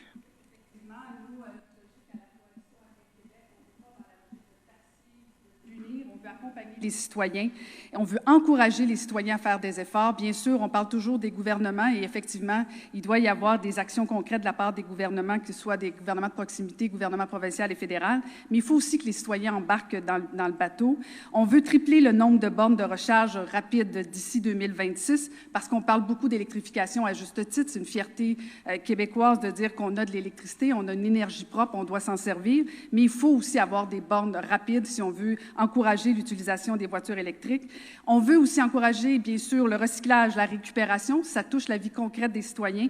Et c'est pour ça qu'on a été quand même le premier gouvernement à avoir un système de consignes qui permettront d'améliorer considérablement la performance, donc, des matières recyclables. Et c'est un engagement, déjà une livraison, pardon, dans le cadre du dernier gouvernement. Donc, on est davantage dans l'action concrète que dans la punition ou dans les taxes. Merci. Maintenant, place au débat. Alors, chacune pose une question à la personne de son choix. Et bien sûr, on doit y répondre. C'est d'une durée de 90 secondes. Et la première question, elle appartient à Zoé Saint-Amand du Parti conservateur. Oui, d'abord, c'est une question que je me pose vraiment parce qu'on arrive en 2022 et puis la situation au niveau de l'environnement est plus problématique que jamais. On entend beaucoup parler d'éco-anxiété et de gens qui se posent de sérieuses questions sur la viabilité et l'avenir. Ma question vient pour Mme Labrie de Québec solidaire. Alors, vous proposez de ne pas permettre aux Québécois, et puis c'est peut-être pas exactement comme ça, mais ce que j'entends, c'est de diminuer l'exploitation de toutes nos ressources et de ne peut-être pas... Et puis là, je suis vraiment désolée, j'ai de la misère à formuler ma question, mes idées se bousculent. Alors, je ne sais pas si je peux demander peut-être juste un petit peu de temps. Non, malheureusement, le temps file. Et plus tard. Posez la question. Si on n'utilise pas les ressources qu'on a ici au Québec, qui sont dans nos terres, et qu'on continue à recevoir ce qui revient des autres pays, entre autres pour l'importation du pétrole ou des gaz, comment est-ce qu'au Québec, on peut se sentir bien de savoir qu'il va y avoir des usines de charbon qui vont se chauffer au charbon dans d'autres pays, tandis que nous avons nous-mêmes nos ressources sous nos pieds qu'on ne touche pas? est-ce qu'on n'essaie pas un peu de se donner une bonne parole ou une bonne parure au sein de nous-mêmes et de ne pas regarder qu'est-ce qui se passe ailleurs?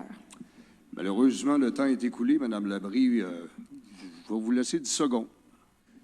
Écoutez, je pense qu'il y a seulement le Parti conservateur du Québec qui souhaite encore exploiter les hydrocarbures au Québec. Tout le monde ici a fait une croix là-dessus, ça c'est terminé. Il y a d'autres ressources naturelles au Québec qu'on peut exploiter et nous, on propose entre autres d'augmenter les redevances sur l'eau, les redevances minières pour s'assurer de ne pas se faire avoir quand des entreprises viennent exploiter ces ressources-là. Merci.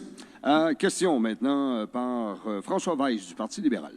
Ma question va s'adresser à Mme Saint-Hilaire. Il y a quelques mois, vous sembliez vraiment sensible aux enjeux environnementaux. Puis d'ailleurs, vous êtes vraiment opposé ou sévèrement critiqué l'idée d'un troisième lien à Québec. Pourtant, aujourd'hui, vous êtes candidate pour ce même parti et vous appuyez ce même lien. On parle d'un lien qui va augmenter l'étalement urbain, qui va favoriser l'utilisation de l'auto solo. Comment que les Sherbrookois peuvent vous croire maintenant? Allez-vous encore changer d'idée parce que vous allez avoir une opportunité devant vous? Je vais vous rappeler l'école en même temps. Puis c'est quoi en même temps? Tout est une question d'opportunité pour vous?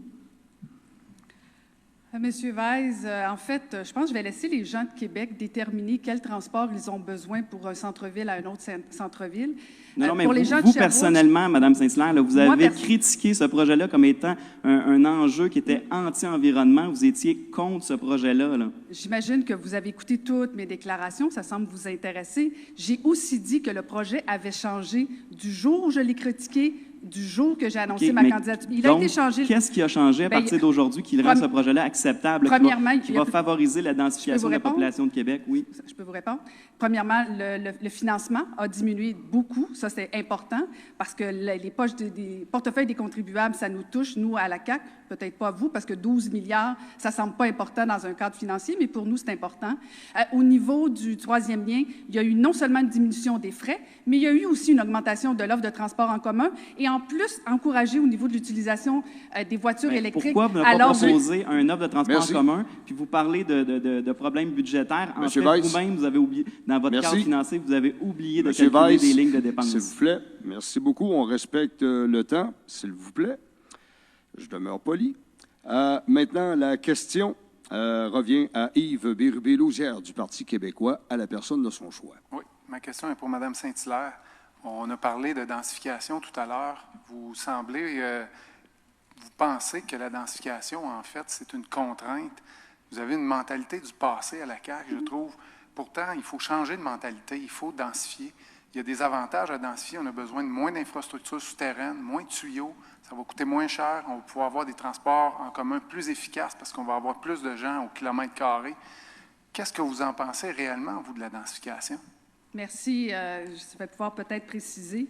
Je ne suis pas contre la densification. Au contraire, j'étais mairesse quand le plan métropolitain d'aménagement et de développement a été adopté à la communauté métropolitaine. Alors, je suis très favorable à la densification. Ce avec quoi j'ai des problèmes, c'est avec l'idéologie ou le dogmatisme d'imposer quoi que ce soit aux citoyens de Sherbrooke. Il peut y avoir de la densification et il doit y en avoir. Mais il faut aussi respecter qu'il y a des familles, ça ne répond pas nécessairement à tous les besoins. Alors, il faut faire les deux, mais que densifier de façon dogmatique, ça ne répond pas.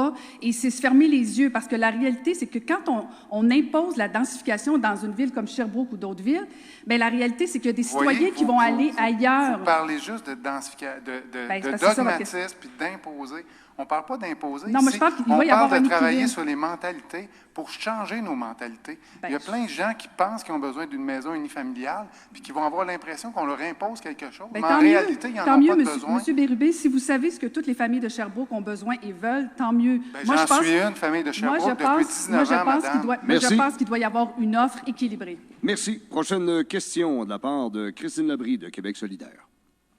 Merci, M. Pelletier.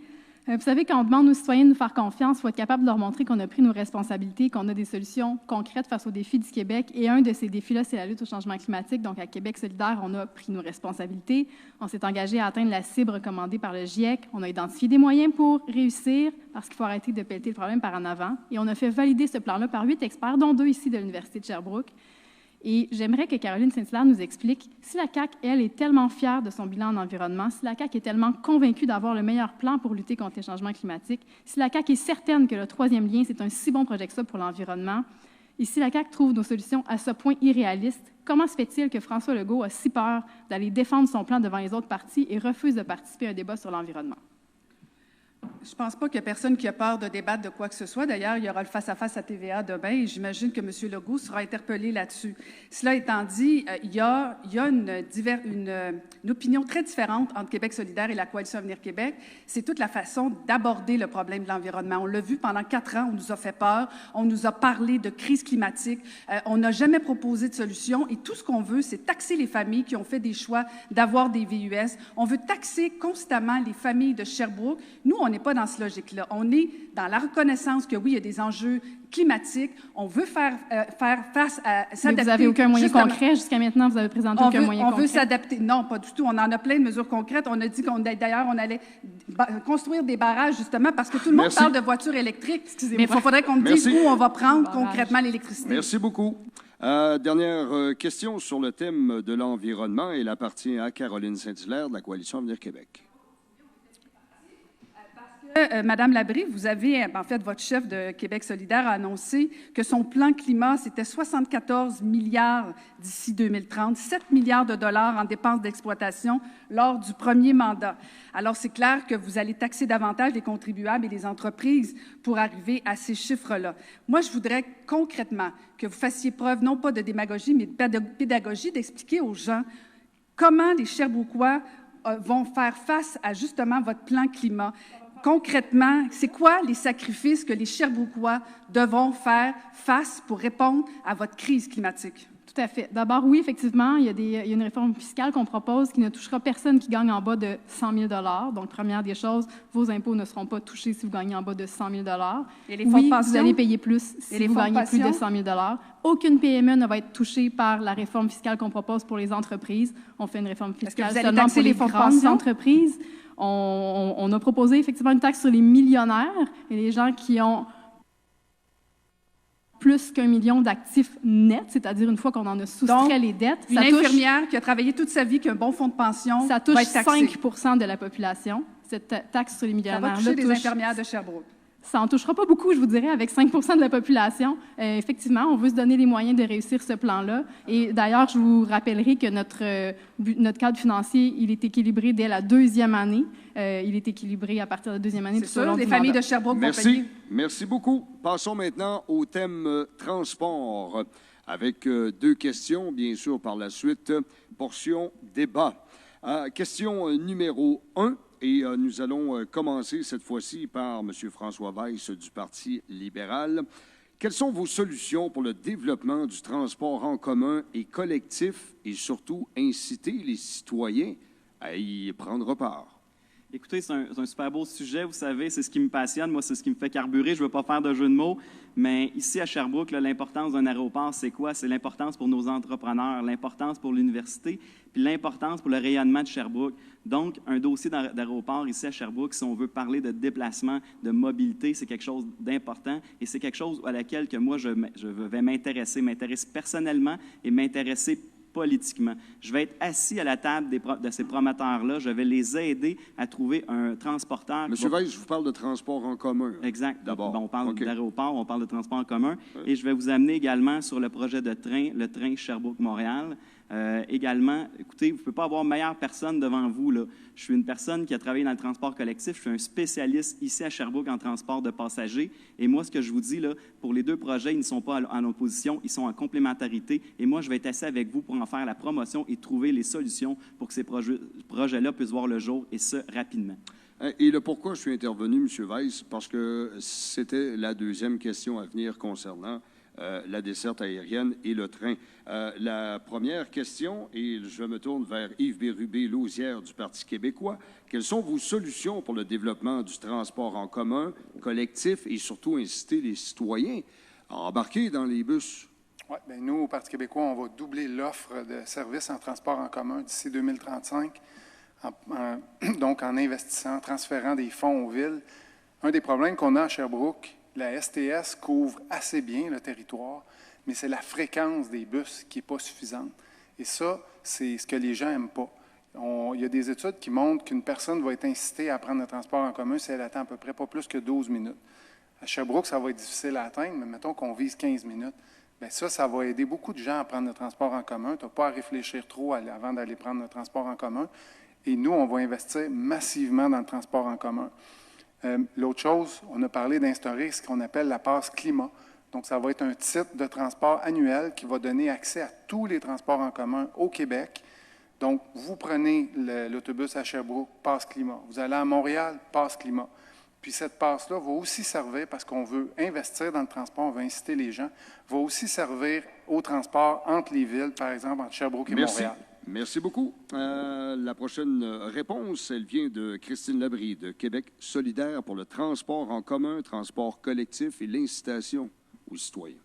Une excellente question parce qu'en ce moment, on va se le dire, le réseau de transport collectif qu'on a à Sherbrooke, il a fait des progrès dans les dernières années, mais il n'est pas assez intéressant pour inciter les gens à abandonner l'usage d'une voiture. Nous, ce qu'on propose à Québec solidaire, c'est d'équilibrer les investissements entre le transport collectif et le réseau routier. Actuellement, les dépenses en transport du gouvernement du Québec sont essentiellement pour le réseau routier. On construit des nouvelles routes alors qu'on n'est même pas capable d'entretenir les nôtres. Nous, on veut équilibrer ces dépenses-là et pour chaque dollar investi dans les routes, il y a au moins un dollar investi en transport collectif pour soutenir les municipalités, soutenir les opérations du transport collectif, comme j'ai mentionné tout à l'heure.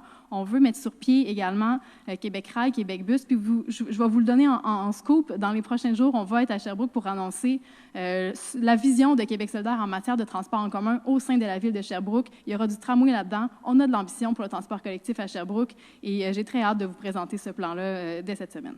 Merci, Mme Labrie. Maintenant, Mme Caroline Saint-Hilaire de la Coalition Avenir Québec, développement du transport en commun, transport collectif, l'incitation aux citoyens.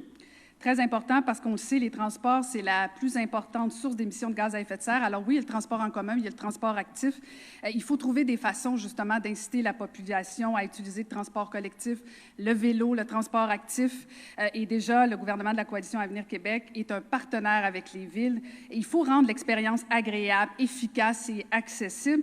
Et juste pour le bénéfice de toutes, peut-être que la députée sortante sera contente de savoir que déjà, la Coalition Avenir Québec est en action avec la Société de transport de Sherbrooke parce qu'on les a accompagnés dans l'électrification des transports. Il y a 10 autobus électriques qui sont en cours. Alors, c'est une façon, justement, d'utiliser le transport en commun en réduisant en même temps nos GES et donner, justement, une expérience intéressante aux gens de Sherbrooke. Merci beaucoup. Et pour compléter sur cette première question, Mme Zoé Saint-Amand du Parti conservateur. Oui, d'abord, le Parti conservateur propose d'implanter un projet pilote dans la ville de Québec où que la gratuité pour la passe d'autobus sera de mise. Si ce projet pilote démontre ses preuves, il nous permettra aussi de s'ajuster selon les enjeux et les problématiques qui seront rencontrés, eh bien, on va pouvoir l'importer ici à Sherbrooke. Une bonne partie de la communauté étudiante utilise le transport en commun. Moi, je serais prête à travailler avec eux afin de trouver des solutions, puis ainsi avec les gens de la STS. Ce que j'ai entendu comme problématique, c'était d'abord, tel que M. Delosière l'a démontré, la fréquence du passage d'autobus n'est pas assez élevée. Ensuite, dû à la crise du logement, les étudiants sont de plus en plus délocalisés du centre-ville. Alors, on a plusieurs étudiants qui sont loin et qui n'ont pas accès à un service d'autobus. Ça serait d'aider ces étudiants-là, justement, à avoir accès plus facilement aux autobus. Merci beaucoup, Mme Saint-Amand. Maintenant, la question, puis je vous la repose, Monsieur Weiss, parce que vous y avez un peu beaucoup répondu tout à l'heure, mais ça vous laisse quand même 60 secondes. Votre position sur les projets de desserte aérienne, de lien ferroviaire Sherbrooke-Montréal. Il y a également dans l'air un train touristique reliant l'Estrie à Boston. Bien, écoutez, désolé que ces projets-là m'enflamment. Vous savez, ça m'allume depuis plusieurs années. J'ai peut-être été trop vite. D'ailleurs, je vais peut-être complémenter sur la question précédente, donc je vais faire le contraire. Mais nous, on a quand même promis le transport gratuit au niveau des étudiants et des personnes âgés de plus de 65 ans. Si on veut bonifier l'offre de transport collectif, en fait, là, il faut inciter plus de gens à l'utiliser. Donc, il faut pas attendre que les gens attendent l'autobus sur le coin de la rue avant de mettre un autobus. D'ailleurs, il faut plutôt que inciter les gens à prendre l'autobus. C'est ce qu'on va faire. Et on s'engage également à soutenir là, la Société de transport de Sherbrooke dans le développement de leur réseau. D'ailleurs, ils ont fait peut-être la meilleure figure au Québec depuis les 2 dernières années. Mais je l'avais commencé tout à l'heure. Donc, au niveau de la desserte du train ou de l'aéroport, moi, je ne les vois pas comme étant en opposition à Sherbrooke. C'est des dossiers qui sont structurants, c'est des dossiers qui sont complémentaires. Vous le savez, là, ça va de soi. Et à Sherbrooke, avec ces dossiers-là, on va réussir ce que d'autres n'ont pas réussi il y a 40 ans ailleurs au Québec. Donc, je vous le dis, là, je vais être avec vous pour piloter ces dossiers-là. Merci, M. Weiss. Yves Bérubé-Lausière du Parti québécois. Oui, moi j'ai rencontré les organismes qui s'occupent du développement économique, la Chambre de commerce, Sherbrooke-Innopol, Destination Sherbrooke. J'entends très bien que le projet d'aéroport, c'est important pour eux, puis ça pourrait aussi l'être pour l'université. Mon opinion a évolué là-dessus. Je pense qu'il va y avoir dans le futur des alternatives plus intéressantes, comme le train. Mais, ceci dit, le train, ça ne va pas se construire en 2 ans. Donc, entre-temps, il y a un besoin pour un transport rapide pour sortir de Sherbrooke. Et puis, je suis sensible à cet argument-là. Je suis ouvert à l'aéroport, puis moi, je m'engage à participer de façon active et constructive aux discussions pour l'aéroport. Je souhaiterais inclure plus la population aussi pour savoir qu'est-ce qu'elle en pense, c'est quoi ses besoins à cet égard-là. Et puis, comprendre le marché des utilisateurs. Moi, je suis un scientifique, j'aime avoir des chiffres. Puis, dans ce sens-là, bien, si on a un appui massif aussi, bien massif, un appui raisonnable de la population, bien, on pourra aller de l'avant. Je pense qu'il ne faut pas rester fermé, il ne faut pas être doctrinaire par rapport à ça. Merci. Merci beaucoup. Madame Christine Labrie, Québec solidaire, quelle est votre position sur les projets de desserte aérienne, de liens ferroviaires Sherbrooke-Montréal et d'un possible train touristique reliant l'Estrie à Boston? Ma position sur l'aéroport, elle était claire il y a 4 ans, elle est encore claire aujourd'hui. Ce ne m'apparaît pas responsable d'investir des fonds publics dans une desserte aérienne. Si ce projet-là est réellement viable et qu'il y a suffisamment de demandes pour faire vivre une ligne aérienne, alors les transporteurs viendront et ça s'autofinancera. Mais dans le contexte de la lutte au changement climatique, on ne doit pas investir de fonds publics dans un projet comme celui-là. Par ailleurs, le train répond vraiment à un besoin de connecter très rapidement, efficacement Sherbrooke et Montréal. Et moi, je ne parle pas d'un train touristique, mais je parle vraiment d'un lien utilitaire qui va être une alternative à la voiture et donc qui sera plus rapide que la voiture. C'est de ça dont on a besoin à Sherbrooke pour permettre à nos entreprises de se développer, à l'université de rayonner, aux citoyens d'être en contact. Il y a beaucoup de gens, d'ailleurs, qui sont venus de la région de Montréal s'installer ici puis qui font du télétravail, qui doivent aller à Montréal sur une base régulière. On a besoin d'un train qui va être efficace pour remplacer la voiture pour faire ce déplacement-là. Et l'aéroport, pour moi, ce n'est pas une bonne solution. Merci beaucoup, Madame Caroline Saint-Hilaire de la Coalition Avenir Québec. Merci, M. Pelletier. En fait, moi, j'ai beaucoup d'ambition pour Sherbrooke et je pense qu'on peut faire les deux. L'aéroport, je l'ai dit, je vais le répéter, je vais continuer à soutenir ce projet de liaison Sherbrooke-Montréal. Sherbrooke en a besoin, la région en a besoin, les gens d'affaires le veulent, les travailleurs le veulent, les MRC le veulent, les entreprises le veulent, les institutions comme l'Université de Sherbrooke souhaitent qu'on déploie davantage cet aéroport. C'est un bijou. Il faut propulser cet aéroport-là. On a déjà, la région a déjà consenti 3 millions de dollars pour le projet via le Fonds régional et la Coalition Avenir Québec va continuer de supporter les acteurs locaux pour développer l'aéroport de Sherbrooke. Concernant la liaison ferroviaire, c'est aussi un projet intéressant, tellement intéressant qu'on a investi 500 000 $ pour une étude de faisabilité. Alors, on va accompagner les acteurs locaux parce que ce projet est issu des maires et quand une initiative est initiée, excusez-moi la redondance, des maires, bien, ça le mérite au moins d'être porté par la communauté. Ça devient encore plus intéressant. Merci beaucoup. Madame Zoé Saint-Amand, votre position avec le Parti conservateur sur les projets de desserte aérienne et de liens ferroviaires? Oui, d'abord, j'ai parlé avec Mme la mairesse, Evelyne Baudin, à propos de ces 2 projets-là. J'avais envie de voir quelle était la volonté de la Ville et qu'est-ce qui desservirait le mieux la population estrienne. Pour ce qui est du projet de l'aéroport, de ma compréhension, c'est qu'en ce moment, ce projet-là, il serait prêt à démarrer. Donc, les infrastructures sont à jour, on serait prêt à recevoir les gens. Alors, ce qui manque un peu, c'est l'investissement public. Toutefois, ça se demandait, est-ce qu'on veut réellement amener un investissement public dans une entreprise privée? Je crois que la question se pose et ce serait de trouver la bonne réponse.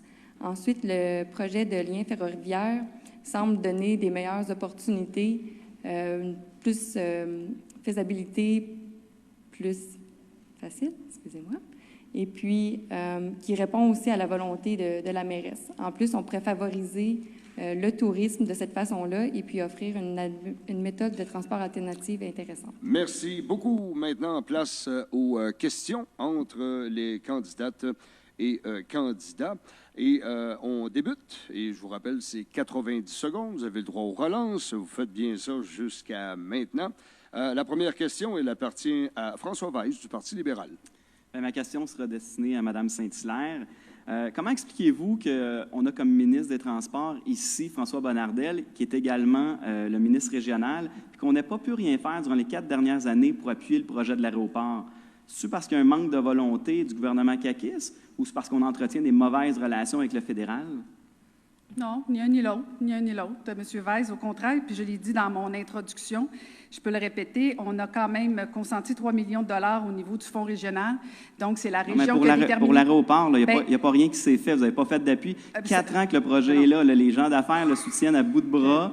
Puis, il n'y a pas eu aucune implication, aucune discussion vraiment sérieuse pour faire avancer ce dossier-là, même que François Legault a plutôt demandé aux gens de voter pour les conservateurs au lieu d'appuyer le gouvernement actuel. Okay, on va rester sur le dossier. M. Weiss, je comprends que votre chef a une façon de faire qui ne correspond pas nécessairement au bon Parti libéral qu'on a déjà connu dans le passé. La réalité, c'est que M. Bonnardel a respecté les acteurs locaux qui ont décidé, avec le fonds régional, de déterminer comment on allait développer l'aéroport. Et il faut faire ça aussi avec la ville de Sherbrooke. Il y a des problèmes de gouvernance. La mairesse vient de s'installer au niveau de la gestion de l'aéroport. Madame Saint-Hilaire, pourquoi que l'administration de la ville a sorti un cri du cœur il y a quelques jours disant qu'ils n'ont pas d'appui du gouvernement provincial? L'aéroport n'appartient pas au gouvernement du Québec. Je suis désolée de vous rappeler ça. On a des gens ici devant nous. Est-ce que vous avez vu souvent les élus de la CAQ assis avec vous pour mener à bien ce dossier-là?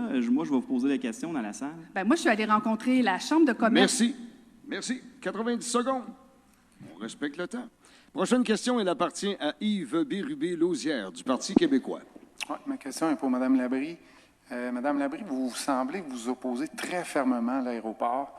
Moi, je sens une fermeture de votre part. Moi, je pense qu'il faut rester ouvert aux différentes alternatives. Puis, est-ce que vous ne voyez pas certains avantages pour la communauté ici d'avoir un aéroport, après tout? En fait, un aéroport, il y en a déjà un. Moi, je ne demande pas la fermeture de cet aéroport-là. Ce que je vous dis, c'est que je ne trouve pas ça responsable d'investir des fonds publics dans un projet qui ne nous mène pas vers la carboneutralité. La desserte aérienne, si une entreprise qui offre des vols commerciaux trouve qu'il y a suffisamment de demande pour que ce soit rentable, ils viendront en offrir. Mais je ne vois pas pourquoi le gouvernement du Québec devrait investir des fonds publics dans un projet comme celui-là. Dans quoi? Dans ce cas-là, le gouvernement du Québec investit quand même dans d'autres régions pour des aéroports. Il n'y a pas une certaine inéquité, à votre avis, là-dessus? Bien, écoutez, Sherbrooke est à 1h30 de Montréal. Là, on n'est pas une région enclavée ici, c'est pas Chibougamau. Il n'y a personne ici qui a besoin de prendre l'avion pour aller obtenir des soins de santé à Montréal, par exemple, ou à Québec, comme on le voit dans le nord du Québec, aux Îles-de-la-Madeleine. Bon, il y a des régions qui ont besoin de ça, puis c'est tout à fait légitime dans ces cas-là. Mais à Sherbrooke, on a une proximité avec Montréal qui fait en sorte que le train peut être une solution très efficace pour améliorer cette connectivité-là. Ça, je suis d'accord avec vous. Le train, on va avoir quelque chose à annoncer bientôt.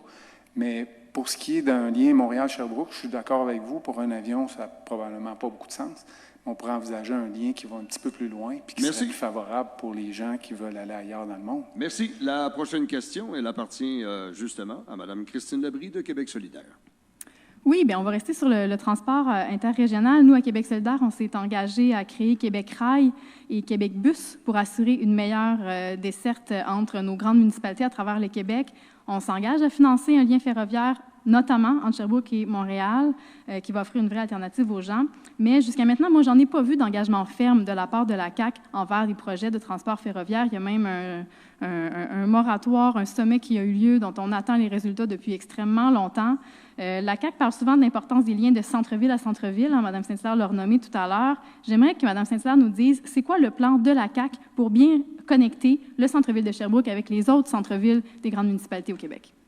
C'est certainement pas de s'opposer justement au développement de l'aéroport. C'est certainement pas de souhaiter la fermeture de cet aéroport-là. J'ai pas souhaité la fermeture de cet aéroport-là. Je viens de préciser que j'ai jamais demandé ça. Non, mais en même temps, quand le gouvernement n'est pas partenaire de la municipalité, n'est pas partenaire des acteurs économiques, quand une députée pendant 4 ans ne considère pas que c'est important de rencontrer une chambre de commerce qui s'active pour développer l'aéroport, ça en dit long sur la volonté. Je vais vous dire, j'ai même jamais eu de demande de la part de la chambre de commerce pour discuter du projet d'aéroport. Il peut y avoir de l'initiative. Il n'est prioritaire que pour quelques individus seulement. Ce n'est pas le projet qui répond aux besoins de la population de Sherbrooke. Est-ce que vous avez rencontré les entreprises qui ont besoin d'utiliser l'aéroport? Est-ce que vous avez rencontré Jamais aucune entreprise ne m'a mentionné le besoin d'avoir recours à un aéroport. C'est sûr, s'il faut vous appeler pour vous rencontrer, ça devient compliqué un peu, mais il peut y avoir un peu de leadership. Les entreprises qui expriment leurs besoins, je rencontre régulièrement. Jamais j'ai entendu parler d'aéroport. Merci beaucoup. Merci. La prochaine question, elle appartient à Mme Saint-Hilaire, Caroline de son prénom, de la Coalition Avenir Québec. Bien, on va continuer compte tenu qu'on manquait de temps, parce que c'est important. Là, on est en train vraiment de voir, d'assister à la façon de travailler de la députée sortante de Québec solidaire. Ne pas rencontrer quelqu'un parce que la rencontre n'a pas été sollicitée, c'est quand même important. Je veux dire, moi, depuis le 5 juin, je suis sur le terrain. Les gens d'affaires ont besoin de cet aéroport-là. L'Université de Sherbrooke en veut aussi. C'est important de s'ouvrir sur le monde. Moi, ce dont ils me parlent quand ils me rencontrent, c'est de leur besoin de financement de résidence étudiante. C'est de leur besoin de financement pour certains nouveaux pavillons. C'est ça leur besoin prioritaire en ce moment. Bien, je suis désolée. Moi, je pense que l'université a plusieurs besoins. Probablement que dans l'esprit d'idéologie de Québec solidaire, c'est d'écouter constamment la question du logement. Il y a d'autres enjeux qui touchent Sherbrooke. Il y a l'enjeu du développement économique. Ça ne vous intéresse pas. Vous voulez gérer la décroissance. Vous voulez taxer les familles. C'est ça la réalité. Puis là, vous nous dites, vous ne voulez pas mettre 5 sous pour accompagner les gens de l'aéroport. C'est quand même incroyable. On a un bijou. L'aéroport est là. Croyez-vous que ce projet-là est viable financièrement, Mme Saint-Hilaire? Croyez-vous que ce projet est viable? Laissons les acteurs travailler et accompagner. Si ce projet-là est viable, une entreprise viendra l'offrir, la ligne aérienne? Vous nous dites que vous êtes d'accord avec la liaison Sherbrooke-Montréal pour les rails. Ça va prendre combien de temps pour construire ces rails-là? Avez-vous commencé les négociations avec le fédéral? Ça va bien? Le CP, ça va bien aussi? Effectivement, ça va dépendre de la volonté du gouvernement. Puis ce qu'on a vu dans les dernières années, c'est absolument pendant ce temps-là, aucune volonté de la part de la CAQ de développer des liens ne sont ferroviaires. pas accompagnées. Pendant ce temps-là, les entreprises sont restées sans mots de votre part pendant 4 ans. C'est quand même incroyable. C'est comme ça qu'elles se sentent par rapport à la pénurie de main-d'œuvre également, sans mots de la part du gouvernement. Merci beaucoup. Et la dernière question, elle appartient à Mme Zoé Saint-Amand du Parti conservateur. Donc, ma question est pour le Parti libéral, M. Weiss. Vous avez parlé que vous approuvez et vous appuyez le projet de l'aéroport. Toutefois, vous avez également nommé votre désir que la ville de Sherbrooke devienne une ville carboneutre. Donc, considérant qu'un aéroport a vraiment une forte empreinte écologique, quelles seraient les mesures et les moyens qui pourraient être mis en place pour assurer la carboneutralité tout en ayant sur notre territoire des activités d'un aéroport? Bien, là, écoutez, il ne faut pas se mettre la tête dans le sable, là. Les activités d'aéroport vont en demeurer partout à travers le monde. Les gens ont besoin de voyager. Donc, je vais laisser quand même aux ingénieurs de trouver des solutions pour rendre le transport par avion de façon plus écologique. Mais en fait, on a des besoins qui sont concrets ici, là. On a des gens, des manufacturiers qui ont besoin de se déplacer vers Boston, vers Washington, vers Toronto, vers Vancouver. Et ces gens-là perdent un temps fou. Vous pensez, là, les gens partent de Sherbrooke, font 2 heures de route, se rendent à l'aéroport d'Orval. Donc, s'ils doivent partir le lendemain matin, il faut qu'ils partent la veille. Ils vont prendre un avion, se rendre à destination, revenir. On perd 2-3 jours seulement pour une rencontre d'affaires qui est essentielle pour le développement économique de Sherbrooke. Donc, nous, on le dit, là, nos choix environnementaux, là, ça ne sera pas de nuire au mode de vie, ça ne sera pas de nuire aux entreprises, mais bien d'allier l'économie à l'environnement. Et ça, c'est un choix qui répond clairement dans notre programme. Bien, merci. Ça complète cette portion débat. Ne reste qu'une partie avant votre mot de la fin, c'est-à-dire mes questions individuelles pour les candidates et candidats. Et je suis allé par ordre alphabétique et vous aurez 30 secondes pour répondre à ma question. D'abord, Mme Labrie, de Québec solidaire. Vous avez dit tout à l'heure que la desserte aérienne n'est pas une priorité. Et pourtant, dans sa première entrevue qu'il m'accordait, le président de la Chambre de commerce et d'industrie, Sébastien Lucier, le répétait que c'était une priorité pour les entreprises de la région. Et vous montrez donc cette réticence et vous allez nous présenter un projet de tramway. Essayez d'expliquer aux gens qu'il y a une volonté du milieu pour la desserte aérienne, mais on va arriver peut-être avec un projet que la communauté n'a peut-être pas besoin.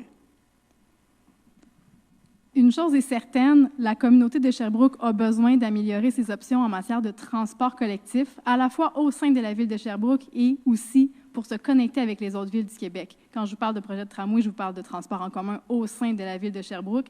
Ça va répondre à des besoins très importants. Ça va permettre aux gens de peut-être abandonner la deuxième voiture ou en tout cas d'avoir des options plus intéressantes pour se déplacer efficacement. Ensuite, les liens interrégionaux, on en a besoin aussi à Sherbrooke. Et moi, ce que je vous dis, c'est que je pense que ce n'est pas responsable de miser sur un aéroport au 21e siècle pour connecter Sherbrooke avec Montréal. Merci beaucoup. Pour le Parti québécois, M. Yves Bérubé-Lausière. M. Bérubé-Lausière, à mi-chemin de la campagne, votre chef s'est fait très discret en Estrie, jusqu'à maintenant. Est-ce un signe que votre parti a fait une croix sur votre circonscription? Non, pas du tout. J'ai un appui indéfectible de mon parti. J'ai fait des propositions intéressantes, propositions sur la valorisation des matières résiduelles, propositions de la création d'un institut de robotique de 50 millions de dollars. Mon parti me fait totalement confiance. Puis, je vais avoir une autre grosse proposition à faire. On a proposé ce qu'on a entendu là, pour la baisse de 15 % des impôts sur le dernier 35 000 $ que les personnes retraitées vont avoir. Ça vient de Sherbrooke. Donc, ils nous écoutent, puis on est capable de travailler ici. On est des assez grandes personnes. Merci beaucoup. Pour le Parti conservateur du Québec, Mme Zoé Saint-Amand, une semaine après m'avoir répondu en entrevue que, pour l'heure, vous n'aviez pas d'engagement locaux. Aujourd'hui, en avez-vous? Vous avez 30 secondes. Tout d'abord, je tiens à réitérer que la raison de l'appel, c'était pour répondre à une autre question. Et puis, probablement que je me suis mal exprimée à ce niveau-là, parce que pour moi, c'était un engagement local. Que le gouvernement dise que l'une de nos priorités, c'est de redonner plus de pouvoir aux mains des villes, tandis que Mme Evelyne Baudin, elle a clairement indiqué qu'elle avait ce besoin-là, et puis qui va faire en sorte que tous les citoyens vont pouvoir bénéficier. Ça rentre dans un de mes engagements et qui correspond autant à la ville qui va bénéficier pour les personnes. Merci beaucoup. Et du Parti libéral du Québec, François Weiss, si vous êtes élu et vous vous retrouvez dans l'opposition et entouré de députés au pouvoir en Estrie, comment comptez-vous faire avancer Sherbrooke? Bien, écoutez, vous savez, je suis déterminé. Moi, je suis prêt à me battre pour faire avancer Sherbrooke. Moi, c'est de tout mon cœur que je me présente aujourd'hui. Ça fait des années que je m'implique ici à Sherbrooke, puis ça ne changera pas, peu importe le résultat des élections. Moi, je vais toujours continuer de m'impliquer à Sherbrooke. Le lendemain des élections, que ce soit une défaite, une victoire ou une victoire en opposition, mais je vais continuer à me battre pour les causes dans lesquelles je me suis impliqué, et ça ne changera pas, peu importe ce qui se passe ici. Merci. Et bien sûr, de la Coalition Avenir Québec, Caroline Saint-Hilaire, je suis passé du S au V, je m'en excuse. C'est mon alphabet, hein? Ça arrive. Merci de me pardonner. La fille de Longueuil, comme je l'entends depuis votre nomination comme candidate, croyez-vous aujourd'hui avoir réussi à vous détacher du titre de candidate parachutée? L'histoire dira, comme dirait l'autre, M. Pelletier, le 3 octobre, on verra ce que les gens de Sherbrooke en pensent. Depuis le 5 juin, je sillonne les rues, les quartiers de Sherbrooke. Je vais à la rencontre de mon nouveau chez nous. Oui, je viens d'ailleurs, comme 80 % des étudiants de l'Université de Sherbrooke viennent d'ailleurs. Sherbrooke est une belle terre d'accueil pour les étudiants, une belle terre d'accueil pour des immigrants. J'aime à penser que je suis aussi la bienvenue à Sherbrooke. Merci beaucoup. Le mot de fermeture, chaque candidate présente son mot d'une durée de 60 secondes. Et nous débutons avec l'ordre établi au départ avec M. Yves Bérubé-Lausière du Parti québécois.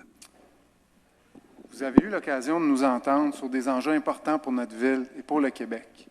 Si on oublie pour l'instant qui va former le prochain gouvernement à Québec, lorsque vous irez voter, posez-vous la question à savoir qui a les meilleures compétences et assez d'expérience de vie pour contribuer à ce que Sherbrooke se développe à son plein potentiel, tant au niveau humain que de son économie.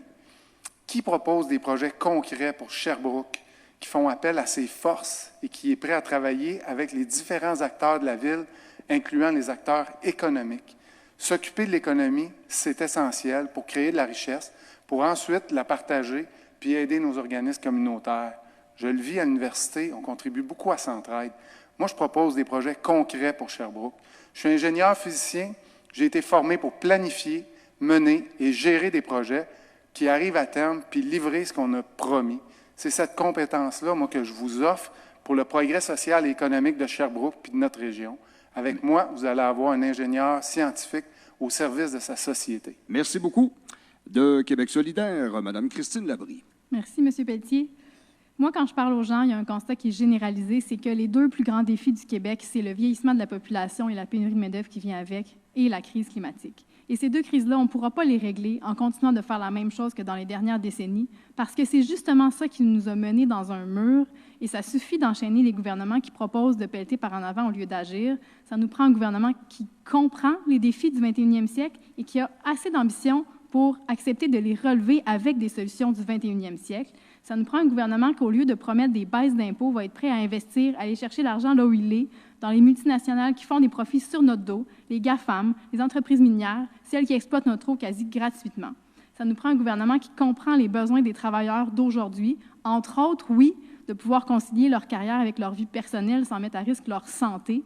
Et c'est ça qu'on propose à Québec solidaire, se donner les moyens de prendre soin des gens et aussi de notre environnement, et on peut faire les deux ensemble. Merci beaucoup. Pour la Coalition Avenir Québec, Mme Caroline Saint-Hilaire.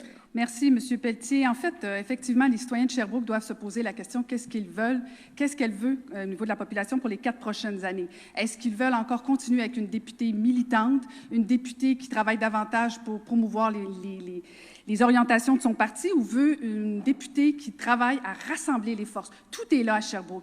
Des acteurs importants économiques, des acteurs communautaires importants, une ville dynamique, des institutions dynamiques. Moi, ce que je veux, c'est rassembler toutes ces forces-là, c'est propulser Sherbrooke et non pas mettre constamment en opposition les jeunes et les moins jeunes, en opposition le développement économique et le développement environnemental.